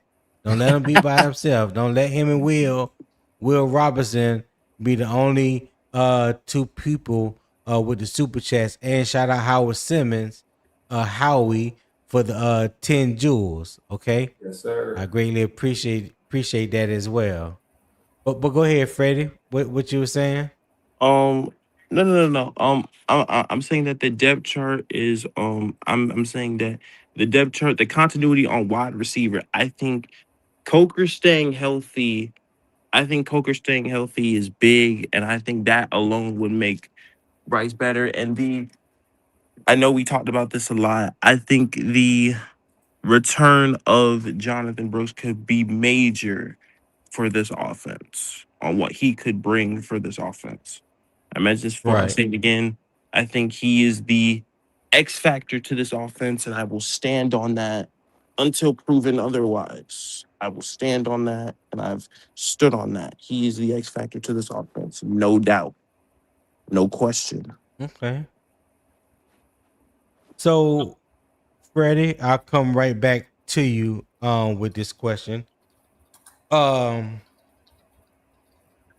is Jimmy Horn Jr.'s placement more about receiver role, return value, or personnel package usage? I would say personnel package usage on the way that you can use him. I think Okay. using him as a more shifty down the field threat is and stretching the field is more package based than I do more wide receiver based. Now he can do the other things, but I think more package based is more for Jimmy Horn, just who he is as a player and his style Okay. of player. So do you think that well, I'll come back to that. Uh Nick, same question to you. Is Jimmy Horn Jr. placement more about the receiver role, the return value, or personnel package usage? I think Nick actually typed to you in the chat, Tony. He had to step away. He had to do Oh, something. He he had to get his did? morning tea. Oh, Yeah, okay. All right. Red Swan, what you got? Hit me with that question again, man. I was typing something there for Jeff Locklear, man. I apologize. Oh, okay. It's I apologize. is Jimmy Horn Jr.'s placement more about receiver role, return value, or personnel package usage? I think that. Let me see. Let me look at y'all's. lineup. Jalen Coker, Xavier Legette. I actually think he should be higher if they're he's a backup to Legette. I see how you look. You go down the line there. I think it's personnel packaging. I think that what he offers is a wrinkle to what your other larger, wider catch radius receivers give you. He does have that elusiveness that once he gets the ball in his hands, look out. He can make something happen with his speed and with his twitchiness. But so I think it's to give the coaches some wrinkles in their packaging. I think that's the value of a Jimmy Horn. Okay. All right. I like that the young man took it upon himself to gain more weight, more muscle mass, get bigger, however you want to say it. He's looking to focus more on the return game, special teams this year, not just wide receiver. He showed me something that I have been looking for from him is that he's able to break tackles. You know what I'm saying? That's something that while he was at Colorado, even in his first year last year, that he was known not to be able to do. And the way he split those two defenders, kept his balance and still picked up another 4 or 5 yards before going down, showed me that, okay, what he has been working on is paying dividends in a game like situation. So I have paying attention to what the Panthers put out when it comes to his practice tape and things like that. And listen, he definitely he's getting a little bit better. Definitely got bigger, definitely got stronger. So I just hope it translates to on the field. I hope he can be that dynamic kick returner or punt returner that a lot of people see in him. You know what I'm saying? I hope he can become that and make the team. So it looks like he's well on his way, but we got 3 more preseasons to for him to solidify that spot. Yeah. Okay. Well, I'm gonna ask this question. Red, I'm gonna ask you this. You go first on this one, Red. Talk to me. Shit. That coffee kicking in, Greek. That coffee kicking in. Listen, I don't like the level of excitement that you had just now when I ain't even asked the damn question yet. Greek. That's what it's hilarious. That coffee kicking in, Greek. Hey, hilarious. Does Lloyd number 27 ranking prove Carolina finally has the defensive centerpiece it has been missing? That's a loaded question. I'm gonna let look, I'm gonna pull one of Nick's on you. I'm gonna say this shit and let y'all glaze him. But the glaze is well warranted. Yes. How about that for an answer? For long-winded old ass Red Swan. Yes. That oh god. That's all you got? That's all I got, Greek. Yes. So actually, I'm gonna sit a Red and I'm gonna articulate this point. Hold on, Freddie. Hold on. You get content right now. Oh God. Watch this shit, Freddie. Go ahead, Freddie. Oh boy. Okay. So for me, when it comes to Devin Lloyd, I think his value in both the man coverage and zone coverage as a coverage linebacker pays major dividends for this defense specifically. So I would say absolutely he is the centerpiece that we have been missing. And his ability to always know where the football is, use his instincts to his advantage, and his experience to his advantage would also pay dividends with the linebacker room in its totality, which is still young. So for them learning under the wing of a linebacker of the caliber of Devin Lloyd would also pay dividends to our linebacker room as well. Okay. Yeah, Red, go ahead. Well, Go ahead. Yeah, You done y'all, built up a soliloquy now. What you yeah, got? y'all got you one, man. Y'all got you Telling one. you. I'm gonna just tell you straight up. I know Will was singing his praises, and I was the too. minute that I saw that damn shit all over ESPN, I said, "Damn it!" I ain't gonna tell you no lie. I said, "Damn it!" And I thought about Will, old ass, room not too far from mine. I said, "Man, he gonna be talking." Now Will already talk shit. It don't matter anyway. He gonna talk shit, you know. Right. Boy, when y'all landed that boy right there, I said, "Oh my God, I got to listen." A Red, but you know all what's so offseason. funny? A Red, but you know what's so funny? For hours during free agency, we were screaming Devin Lloyd. I mean, we were screaming Devin Lloyd from like 2:30 in the afternoon to like 10 o'clock at night. Oh, I know, were- but Freddie, like, I'm gonna tell you something. I'm gonna tell you something. It's not to put nobody else, in perspective. I'm just talking about Will. Will is the type of person, he will go, and Nick Tri-State too. I'm gonna tell you, they will go and look at who's on the team, what that team's financial positioning is, and they'll make a determination the year before. See, Will was saying this shit last year. They ain't gonna have money to keep him. They gonna have to let him walk. Man. Will was saying that shit, and I'm not trying to rank nobody, but as far as my memory will go, y'all know I write a lot of shit down because of my age.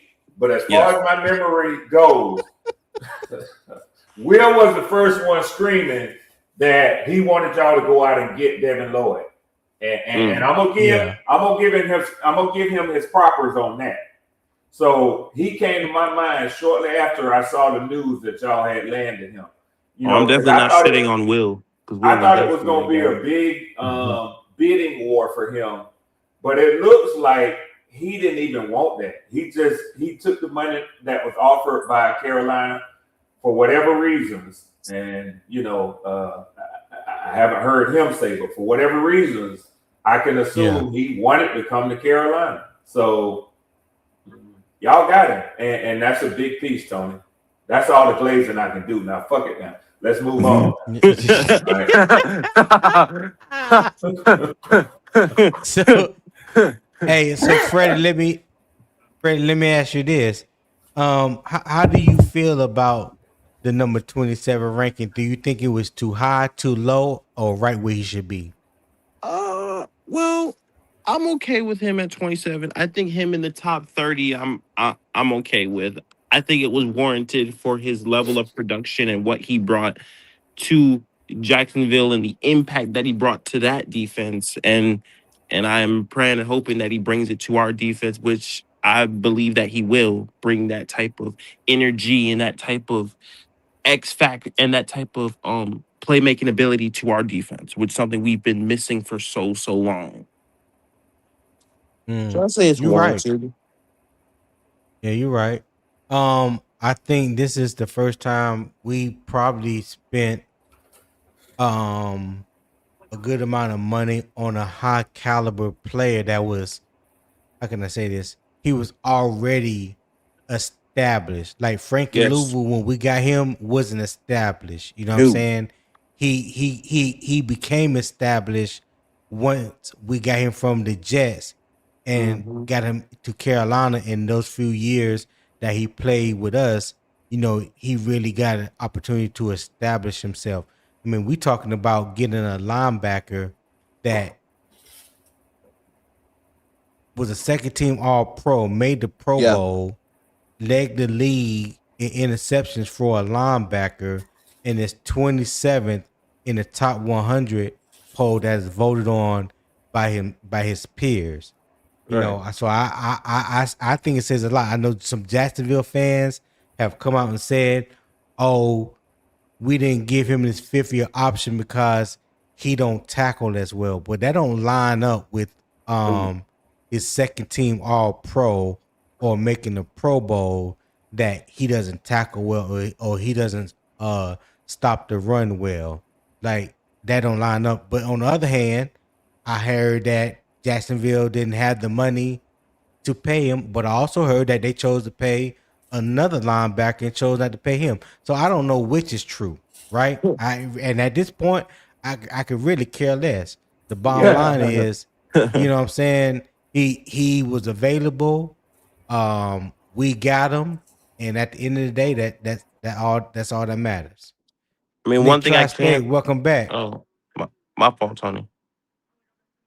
Oh no, go ahead, Freddie.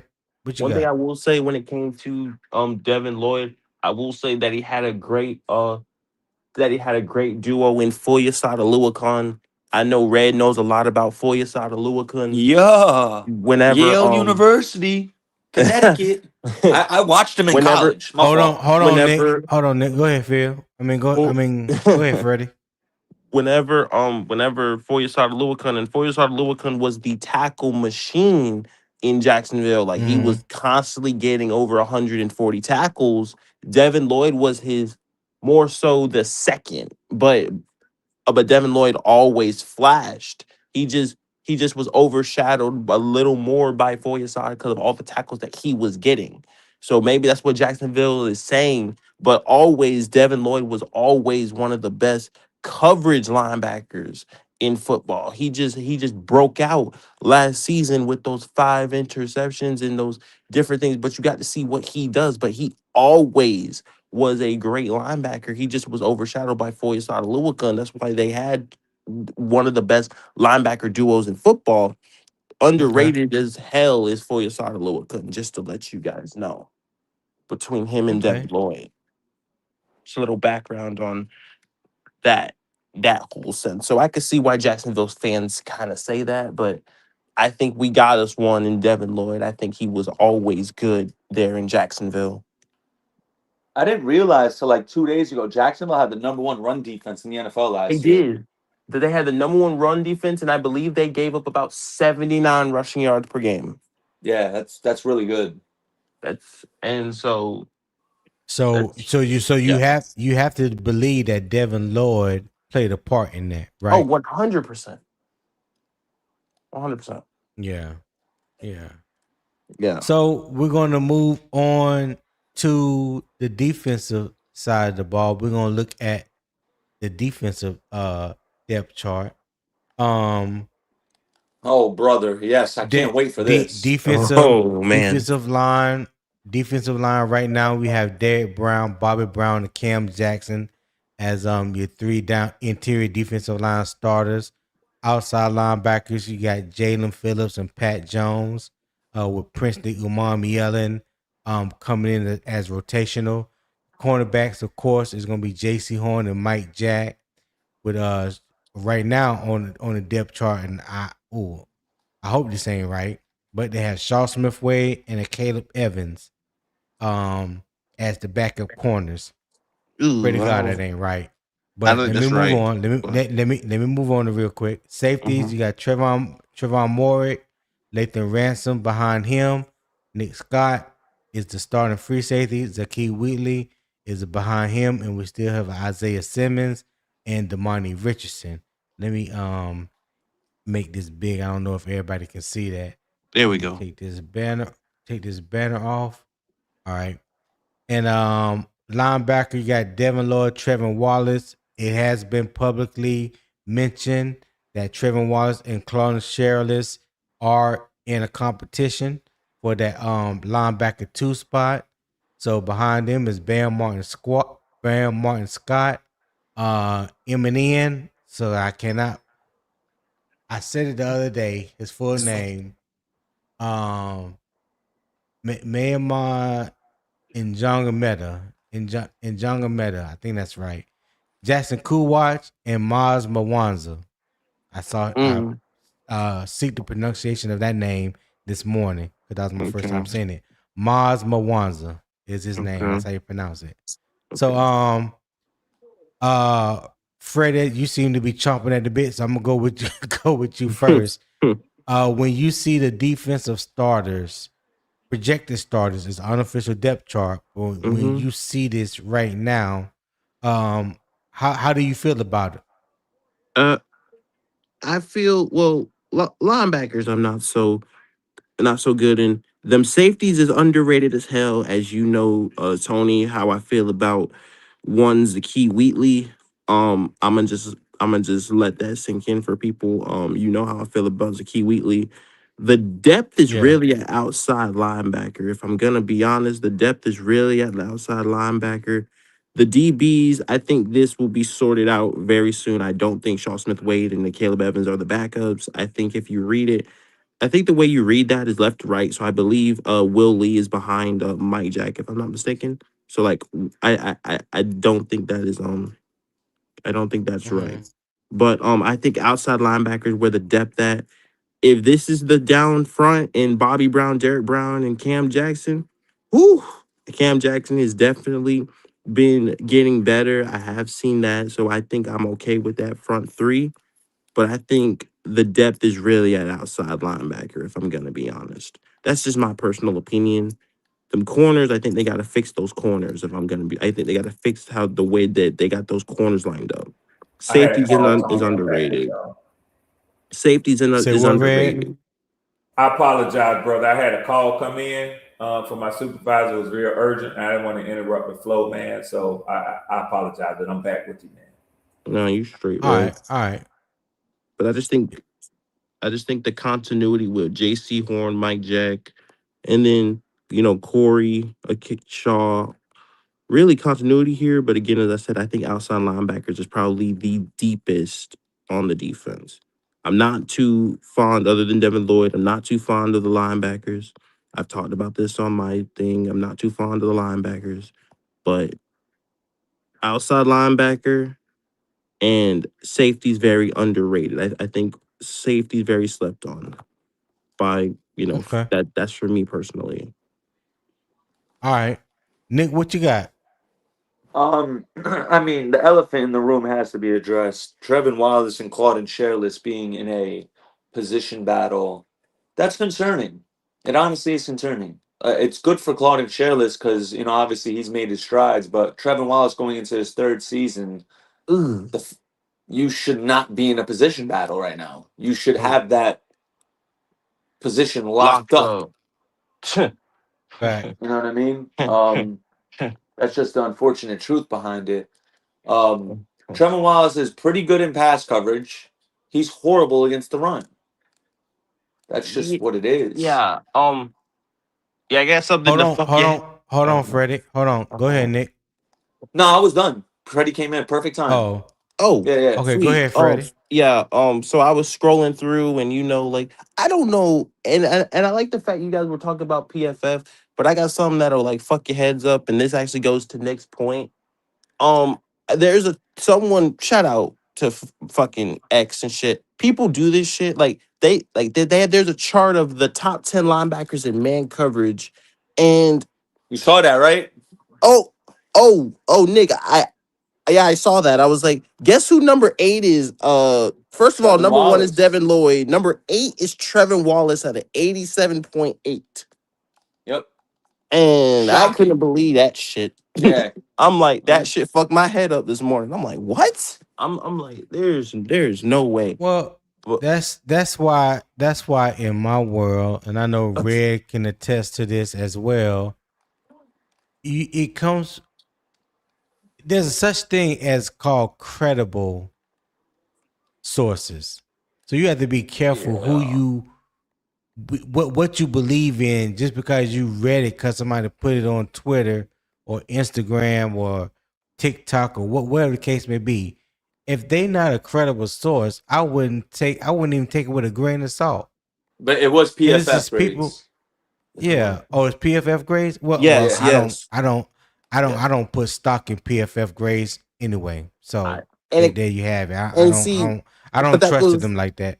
Yeah, but that goes to your point, Tony. It's like I don't know how PFF does their fucking grading system. How the fuck does that work? Because I'm like, if you watch Trevor Wallace, it's like you would think it wouldn't be that. But it is, and I'm Well, confused on how they that's why I do says, that.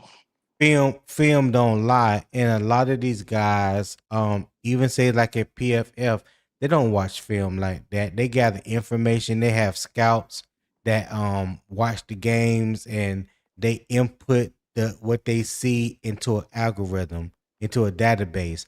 That database, that collection of information is put into an algorithm, and then the algorithm, however they got it set up, I have no idea, helps them to determine, come up there with their rankings. That's something that we would never know, because that's their formula. All algorithms aren't the same, so that's why I say I don't put trust or stock in it, because no recruiting service or analytical service out there comes up with the same information, the same rankings, because they all have different algorithms and they set up in different ways. Well, I mean, how am I supposed to put stock in that when I'm just watching one game? So as you should say, if it's a Carolina Buffalo game, and then you turn on your computer come Monday, and then everybody got different things or different shit about the Carolina Buffalo game, but you just watched one game. You know what I'm saying? Yeah. Somebody may rank Trevor Wallace at 85%. Somebody else may rank him at 68%. Okay, what is that based on? We have no idea. That's why I said, watch the film, trust your own eyes. Yeah, because that fucked my head up this morning. I'm like, what? I'm like, I don't even. This is why I don't use PFF, but I know Red used it a lot. Shout out Red, but I don't even know what the fuck it's based on sometimes. So that's why I don't even push back on it. I'm like, okay, cool. I'm like, okay, cool. I let you have that. I don't even know where the fuck that's based off, or where you base that off of. Yeah. So Red, what do you think about the defensive depth of the Carolina, of your adopted team, the Carolina Panthers? How do you feel about your adopted team going into the season? That's fine. I enjoy the conversation over here. Call me what you will. But I ain't call. I said is adopt your adopted team. I ain't call you nothing. Yeah. I mean, it's all good. It's all good, Tony. I'm still standing. I'm still strong. But listen, I'm gonna tell y'all right now. When you say depth, y'all in trouble. Now y'all have some top tier starters in the NFL, no doubt about it. Y'all have the best defensive tackle in this division and a top at least 5. Now, you might say 3. I ain't going to get into all that. But without discussion, Derek Brown is a top 5 defensive tackle in the NFL. And that should insult nobody. That's tremendous recognition. Your edges, we're going to have to see what Jalen Phillips gives you. But depth there is a problem. And J.C. Horn, Mike Jackson, borderline elite cornerback duo. J.C. is who J.C. has been and is going to be. I hope he come home to Atlanta. That's what I would like to see. I'm going to just tell you something. Because him and A.J. Terrell on the outside, oh, my God. But wait. I woke up. Wait, I'm back. The dream is over. I'm back. Let me see. Safeties. That ain't pretty. That's still to be determined. Hold up, player. We good at safety. We good at safety. Maybe you are. You ain't have to go with the Well, I mean, if you believe you are, you know that's all that matters. But that's you know what? I apologize. I did ask you for your opinion. Yeah. So if you believe you are, that's all that matters. But Nick Scott, and the twins, Trayvon Morgan and Lathan Ransom, aren't they the same person? I think so. Well, I know they play the same. So it was Zakee Wheatley, and I was high on him at Penn State in college. I ain't gonna tell you no lie. I like what I saw on him. He'll be starting somewhere before the season is over with if he's healthy, by the way. And hell, y'all might as well start him at free safety right now. We did it with Xavier Watts. That turned out pretty good for us. Thank you, Red. I'm trying to tell you. Yeah, I think Zakee Wheatley would perform on a similar level. But again, that's just my opinion. Okay. But your Trayvon Moore, man, he ain't no superstar, man. Say what you will. Y'all paid him good money, but I could see Ransom and Zakee Wheatley being y'all starting safeties next year. Speak on it, Red. Yeah, Trayvon Moore, he there now because y'all paying him. But now, and then your linebackers, it's Devin Lloyd and whoever. You know what I'm saying? So Devin Lloyd is a big piece, but he can't handle the whole middle of the field by himself. They're running ragged with screenplays. So we gonna see. But your depth, when you say depth, DEPTH, y'all in trouble. Yeah. I agree with you. I agree with you to a certain extent because we have talked about this, or I have talked about this extensively. The two weakest links I believe that we have on the team as far as when it comes to depth is the linebacker room and the defensive line.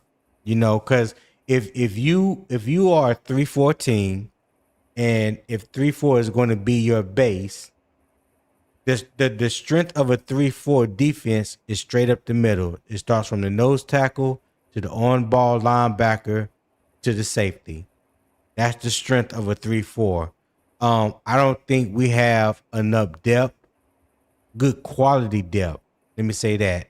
And on the defensive line position, and the quality of depth is even worse, in my opinion, when it comes to the linebacker position. And just like Freddie mentioned earlier, I know he talked about it last night on his show, the fact that Trevin Wallace and Claude Sherrills are in a competition for the number 2 spot, that doesn't bode well. That doesn't bode well. I'm glad that both are healthy and are able to compete for that spot. But the fact that they are in competition for the number 2 spot, that doesn't bode well, in my opinion. And the depth behind the starters is not that good. It's not nothing that you want to write home about. Bam Martin Scott kind of made his chops last year, on the practice squad in limited playing time that he did get with the defense. In Jametta, he played special teams last year. Jackson Kuwatch is a 7th rounder, developmental. Looks like he has great upside, but he needs time to come into his own. I don't know anything about Maz Mawanza. So, like I said, man, God forbid, and I hope it don't happen, knock on wood, if something would to happen to Devin Lloyd, we in trouble at the linebacker position. I fully believe that we're not going to be any different than what we were last year, and that's just keeping it real. With the D line, with the D line, the interior defensive lineman. Okay, Cam Jackson right now is projected to be the starting nose tackle. I wasn't a big fan of his coming out of Florida. I hope he's made some strides, some development. In his case, I did see him come off with a little bit lower pad level in some of the practice reps I have seen. But he looked average in the Hall of Fame game. I know Arizona had a goal line situation.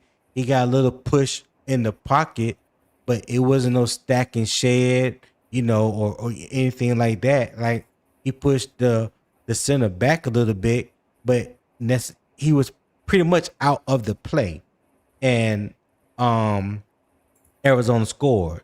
So, for me, I would prefer Bobby Brown in the middle and put Lee Hunter as a 3 technique. That's what I would prefer. But like I said, this is an unofficial depth chart right now.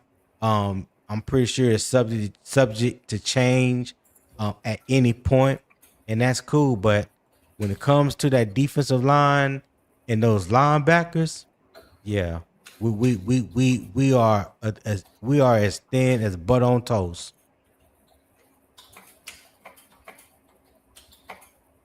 Yeah. So, Freddie, Yeah.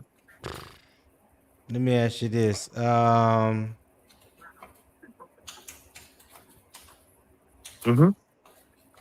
Which depth chart battle matters most behind the starters? Is it the cornerbacks, the linebackers, or the outside linebackers? Oh, um, I don't know if it's linebacker. I'm not really a fan of that. I would go corner. I I would go corner. I I, I think Hey corner Red, three and Red, I'm gonna mute you. You doing a little too much tippy Oh, tapping over I there. do. I do it, Tony. I apologize, man. I didn't know how clear the sound was coming through. I yeah, He's apologize, Bree. You yeah. smashing the know, hell out that you know, keyboard. I'm trying to God keep these checks coming, damn. bro. I'm trying to Yeah, keep these checks coming. I'll mute up. I'll mute up, Bree, till I have yeah, something to say. All right, brother. I'm Go sorry ahead, about that, Freddie. man. But no, you yeah, good. You yeah, good, dog. You yeah, good. yeah, yeah. Because if that's the corners we're going into, I don't think so. Um, I think corner 3 and 4 is definitely the battle we're looking at. I'm not a big. I think those linebackers. When it's all said and done, I think the outside linebackers figured themselves out. I think I already know who's gonna be the starters when it comes to that. The linebackers, I'm not a big fan of. The corners are what I'm more intrigued with. Out of the three, I'm more intrigued with the corners.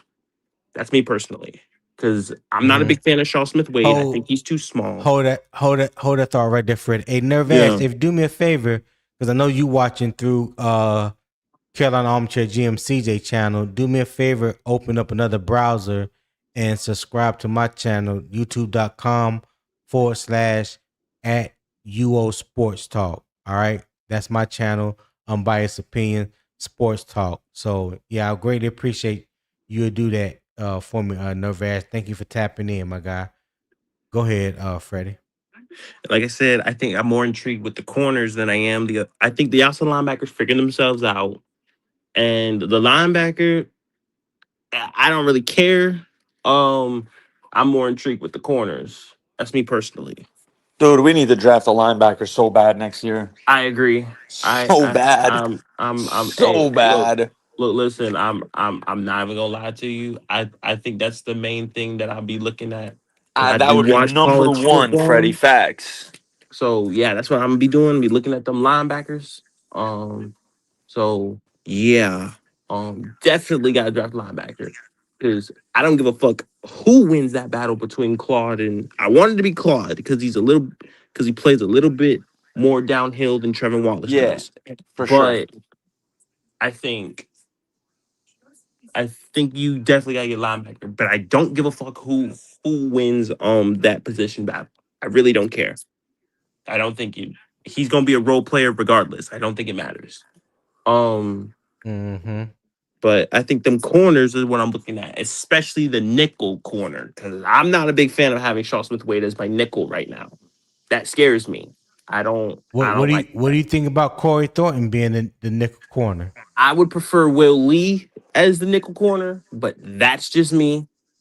Um, I would prefer Hmm. Will Lee.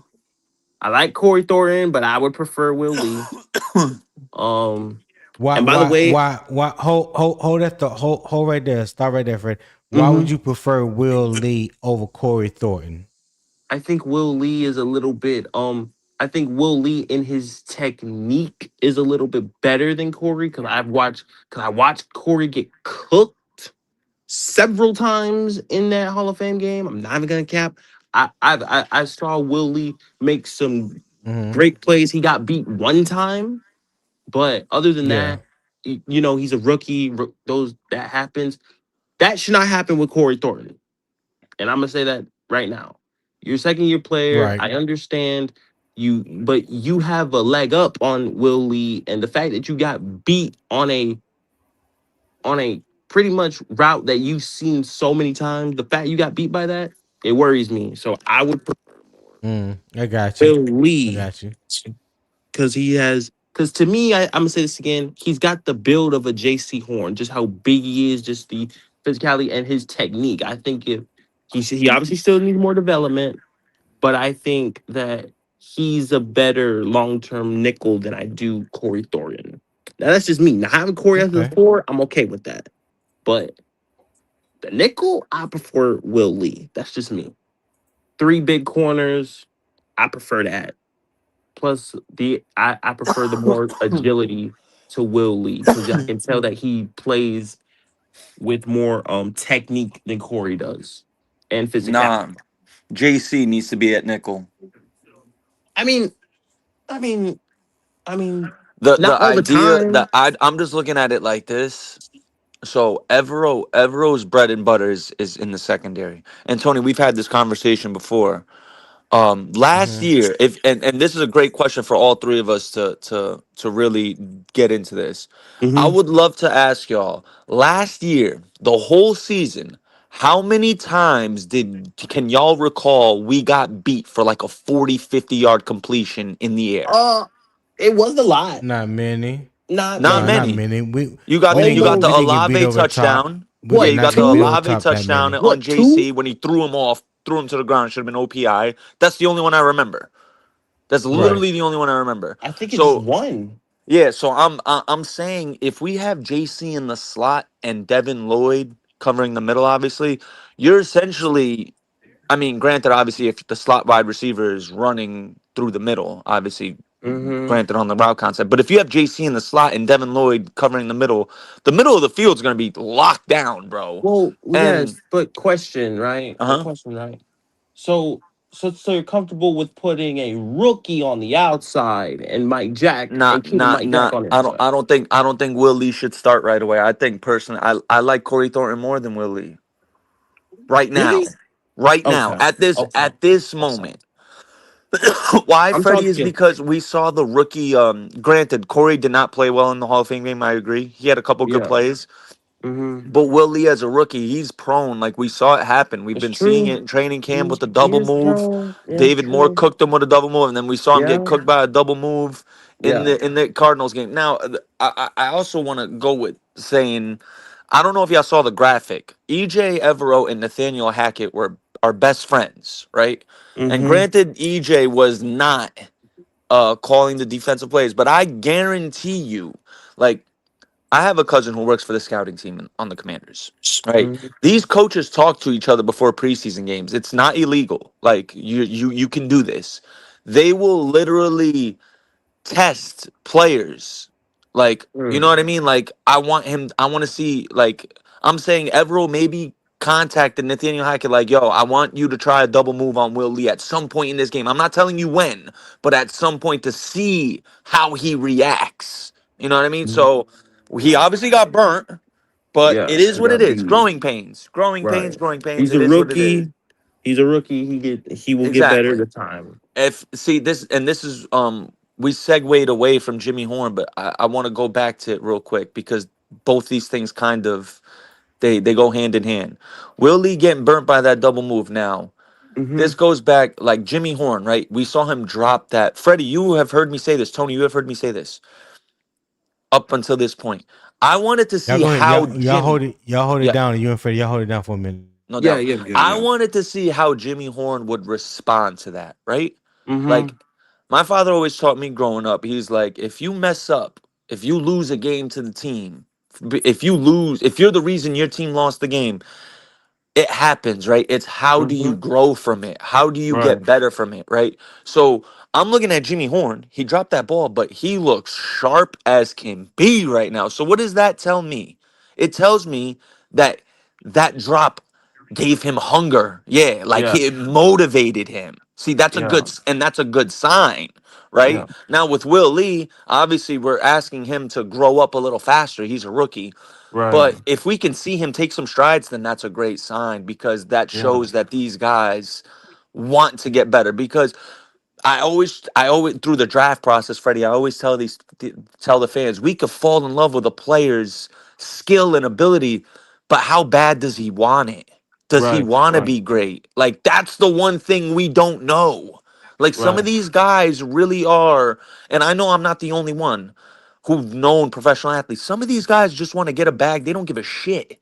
They just want to Yeah. get a bag, take care of themselves, take care of their family. They're good. But And it's the you'll ones hear the that term want to be great. It's the ones that Nick, want to be great. to that Nick, you'll hear the term in football, what is your want to? So Right. you're There absolutely it right, is. Nick. Yeah, What is your why? Too. Right. Yep. Right. Yep. That's a fact. So, Will Lee, I mean, I love his ability. He gives me JC Horn vibes, like his archetype, like how his size, his build, the way he plays, super physical.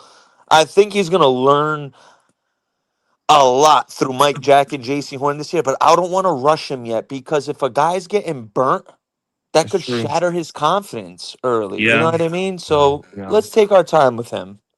Okay. But if Corey Thornton Okay. getting burnt, then fuck it, throw Will Lee out there, bro.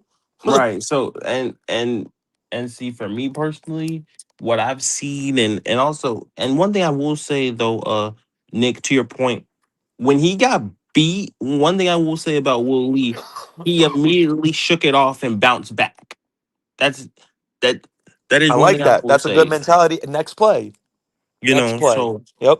Yeah. it wasn't in his head. So, and then I watched him in practice, and he locked down, he shut down. So it's seeming like he took that to heart. So I like Will Lee. I think he's our long term nickel or outside corner. If you put JC in the slot, I'm okay with having Will Lee on the outside. Corey as the 4, I think it will be all said and done. I think he'll be the 4th corner, which I'm okay with. But that's just my opinion, of course. Okay. I'm not a All big right. Corey Thornton as the nickel. I'm not okay with that. Red, what you got in? What you got on all this before we get out of here? I was checking it. I was muted at that time trying to get a little work done, so I'm not sure the original question. But just following up, sort of, and chiming in when Nick was talking. I'm assuming he was talking about y'all corners Yes. and how they line up. I say the same thing. I think y'all have a dynamic pair at JC Horn and Mike Jackson with the way he performed last year. Those who know exactly what I'm saying. You got to see him do it again. But outside of that, I don't know Shaw Smith Wade. I haven't seen anything about him that says he's special. Maybe you got guys that are going to push him and replace him. Maybe y'all are going to put JC in the slot and somebody else is going to take the corner. But I think that you got 2 very good corners, and I don't know what y'all have after that. It's like from the outside, things that I see and I think other NFL fans see. Sometimes it's hard to evaluate what other people see when you're within the bubble. Sometimes it takes, at least hearing for those who can handle it from people outside of the bubble to tell you what they're seeing. And I go back to what I said initially. Y'all have a very well-constructed and put together starting defense, but if something happens and you have to go to the players behind them, it's not going to be anything spectacular. Hey Tony, real quick, a little Panther.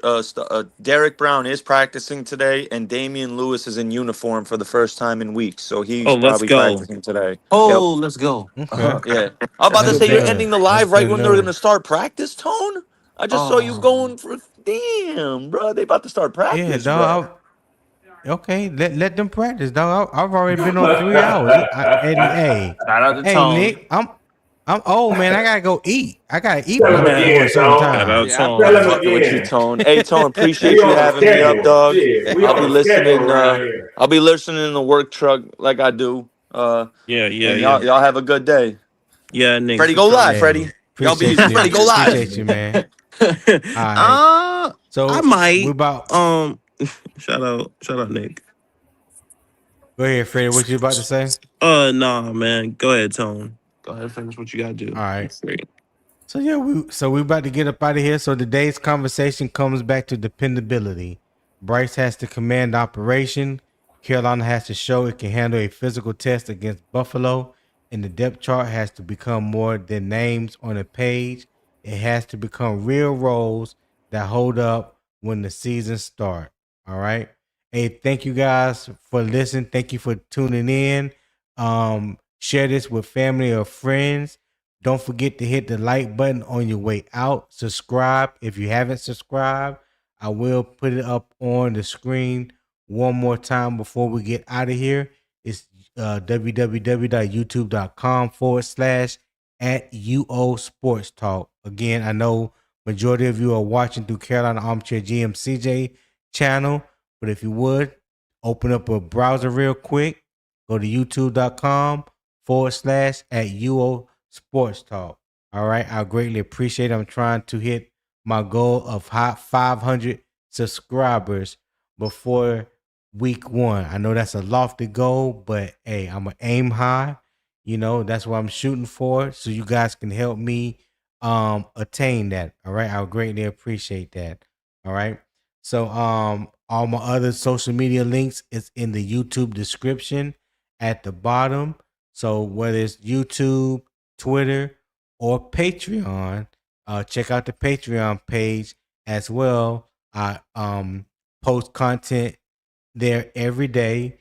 As the season get ready to ramp up, we will be spending more time over there breaking down game film each week, looking at certain players, college film, all that kind of stuff. That we're gonna do a deeper analysis when it comes to football and watching film and things of that nature. So yeah, I greatly appreciate everybody for tuning in on this Hump Day Wednesday. We're getting ready to get up out of here. So everybody, as always, keep pounding, and I'm gone.